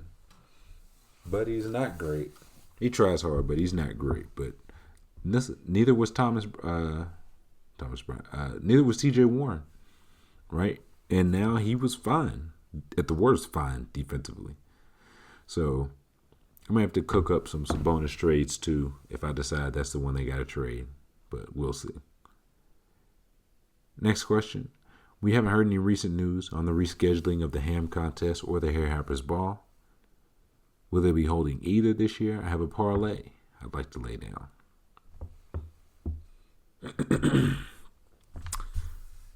Let me say this. We are currently looking into whether it's safe. First and foremost, safety. If it's safe enough to open up the ham contest to a limited but special amount of people.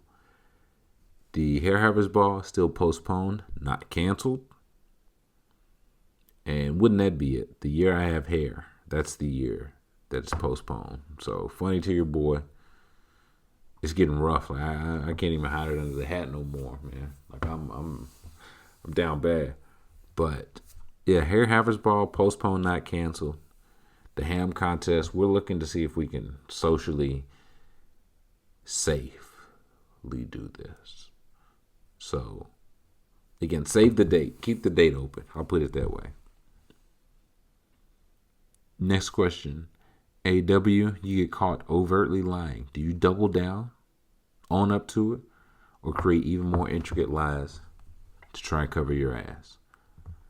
I would say own up to it. Like if I lied once, I know I messed up. You lie once, you get caught on it. You know you messed up. Just own up. Knowing you lied, it doesn't change it. Lying again doesn't change it. Creating even more lies, that don't change it. Right? Like creating more lies, I feel like a young man's game. Something I do when I was a young man. Now, if somebody caught you or called you out, I feel like you just gotta own it. Yeah, I was wrong. I was thinking XYZ. So that's me personally. I hope that ain't whoever asked that question got some lying they tempted to do, but they not sure. Next question from Whack Human Being. What do you know? We're almost out of here, guys. Only 2 hours left. Now, I'm loving the booing talk on your timeline right now. So who's a historical figure and or person from your personal lifetime you'd love to go back and boo with some real gusto? And all this comes from today. We were talking, if you saw Donald Trump at Ruth Bader Ginsburg's funeral, he got booed at the funeral, man. That's tough. That's tough. Not your own. Right, not your own. I'd prefer to be booed at my funeral. I'd much prefer that. Like as I said, as they lower me into the ground, just have people just boo. Just boo. Boo. Boo, they said. Hiss. You remember that? On cartoons and stuff where they boo someone, they would hiss at you. They'd be furious. Hiss at me. So, I gotta say, Henry Ford, he came to mind. Car dude, Henry Ford. Like he invented the 40-hour work week. May or may not have been a big Nazi guy. Hitler may or may not have called this man as inspiration. So I feel like I would just roast that Model T, man. I'd just be like, boy, what is you doing? I remember when y'all drove these without seatbelts. And I'll just crank it up. Ayuga horn ass car. Like just roast his car. Just get his car. And yeah, just boo him. 40-hour work week. He working from 9 to 5. Just show up and just boo him. You working 40, I'm working 40. And the next one was, or is, J. Edgar Hoover. Like just it's more roasting and heckling with some booing sprinkled in. They just show up and like, hey, J. Edgar, like you was wearing the women's clothes, wasn't you? Live your life, King. Why you mad? You mad because Martin and Malcolm, people living their life, you can't live yours. Live your life. You want to be wild too, don't you? But you can't. Live your life. Get out of people's damn business. So I would just love to boo those two. Just as they're walking in and out of work, getting into their car. Just getting booed loudly, constantly, aggressively. Next question. Why is Future dressing like a white girl accurate but also very infuriating? I think you answered your own question, boss. It's infuriating because it's so accurate. Like the hats, If you saw the picture, it said Future dressed like or no, it was a TikTok of white girls how they dress in fall, and somebody quote tweeted it with, "This is exactly how Future dresses," and it was exactly how he dresses. Like the boots, the hats, the accessories. I was taken aback. But I do think it gives some help to his versatility, right? Like, don't let him decide to jump in that Teen Vogue lane too, or Teen People. Teen Vogue? No, Teen People. Whatever the hell. They don't let him get in that Abercrombie bag too. He just letting y'all know what he could and could not have when he feel like it. So I feel like it was a compliment more than anything to him on his versatility. And the last question from this week comes from Will McKay. Says, was listening to an old pod where you and Coley discussed the 11 rules of Klay Thompson's religion from his Chinese marketing team. What will be the founding principles of the Trill Withers religious following? I've got my tenets, commandments, whatever you want to call them. There are 10 of them. It just happened to be 10. The first, we're not here to argue. I think that's the first commandment. Everything else flows from that, because it's just not worth it. Right? Like, whose mind are you trying to change? Who's out here trying to have their mind changed? Not me. That's who. So we're just not here for the most part to argue. That's one. Two, mind your business. Number two is mind your business.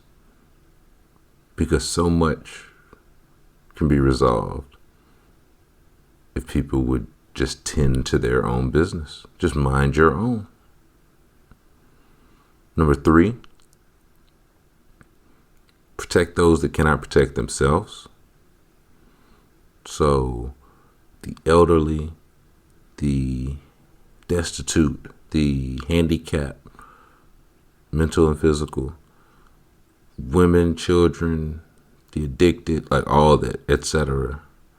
That's your business, okay? Like, I know I just said mind your business. I get it. That's your business. Protecting those that can't protect themselves. The fourth, I would say if it's worth talking about, it can probably be talked out. Right? Like, if it's worth having that conversation. And that's why I say so few of the things are worth having the conversation or the argument. They're just not worth arguing about. But for the most part, if we're going to talk about it, we can probably talk through it. Right? Like, you got Giannis or Bron for MVP. We could talk that out. Right? We can talk through that. But, like, if you're trying to debate whether a certain section of people, like, should be allowed to live or exist or have any kind of basic rights, we don't have anything to discuss. Right? So that's if it's worth talking about, it's worth talking out. And if it ain't, it ain't. Like, you know what I'm saying? We don't, there's no two sides of a lot of things. There's two sides to some things. That's the stuff you talk out. Again, people's livelihood and their rights, we don't have to talk that out. There's no two sides to that.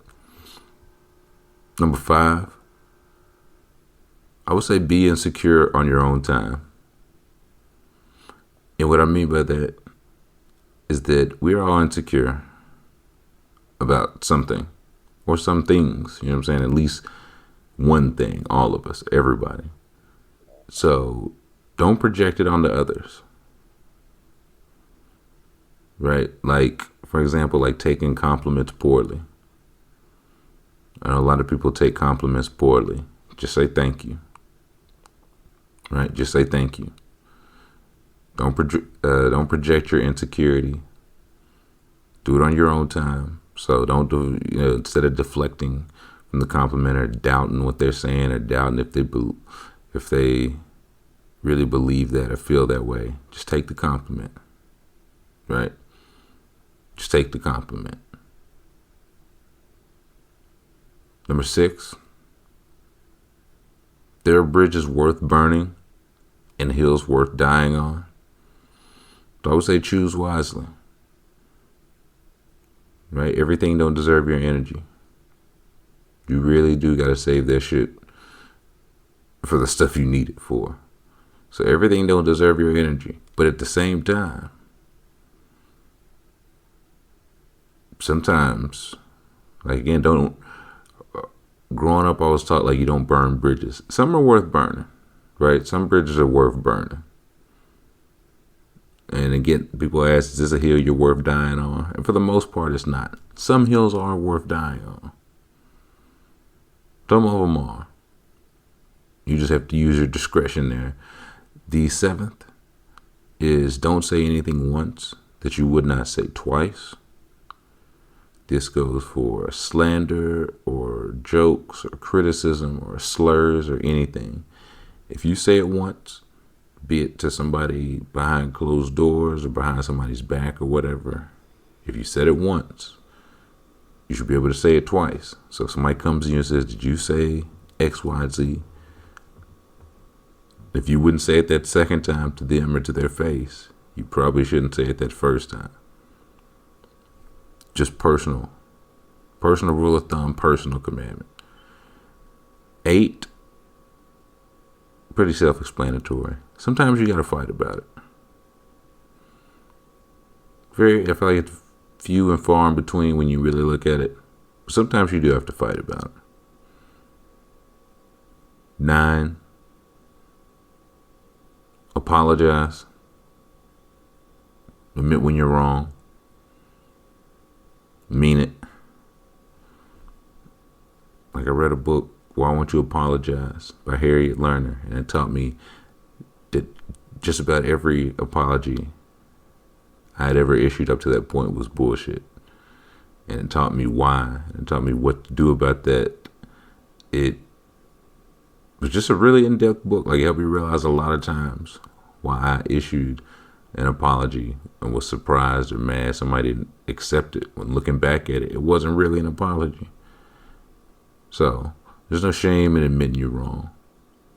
There's no shame in apologizing. So that's one of the commandments. And number 10, the last one, I would say show up. Just show up. Like I can't tell you to work hard. I would never tell you to work hard. I will never tell you to work hard. But I can tell you, if you just show up enough, that either turns to hard work or it looks like hard work. Meaning if it turns to hard work, like once you're there, if you show up, you'll be there. Right? It's one of those things for the most part. If you just show up, you'll get through it. Something you don't want to go to, if you just show up. Just show up. And again, that's the part where I won't tell you to show up to the work happy hour and go crazy and shake every hand or whatever. But I'm telling you, if just showing up does a lot. It does a lot. And again, it either turns to hard work, you will start working when you get there, or it looks like hard work and it'll be perceived as such. But showing up really is, I don't want to say half the battle, like 48% of the battle. Not quite half. It's not quite half, but it is a good bit of the battle. So those are my 10, tenets or commandments. 1, we're not here to argue. 2, mind your business. 3, protect those that cannot protect themselves. 4, if it's worth talking about, it can probably be talked out. 5, be insecure on your own time. 6, there are bridges worth burning and hills worth dying on. 7, don't say anything once you wouldn't say twice. 8, sometimes you got to fight about it. 9, apologize and admit when you're wrong. Mean it. and 10 show up. Those are the 10 tenets. And I would challenge everybody, even if you don't write it down, start thinking about what would be your own personal 3 to 5, right? These are the things that you try to exemplify or live by. Just think about your own personal 3 to 5. Like, I'd love to, if you're gonna post some, like, comment, I would love to hear some of your personal ones. Some ones that I missed, or some ones that you've figured out of your own personal commandments. So hit me with some good ones in the comments. I look forward to seeing these. Upon last week, it would make people sick from the sounds of it if merch is to be created. So I'm thinking about it. I'm thinking about just ruining all you guys' days. How about that? How about that? So that'll do it for this week. Take care of yourself. Take care of your mentals. Take care of your chicken. And we will catch you next week.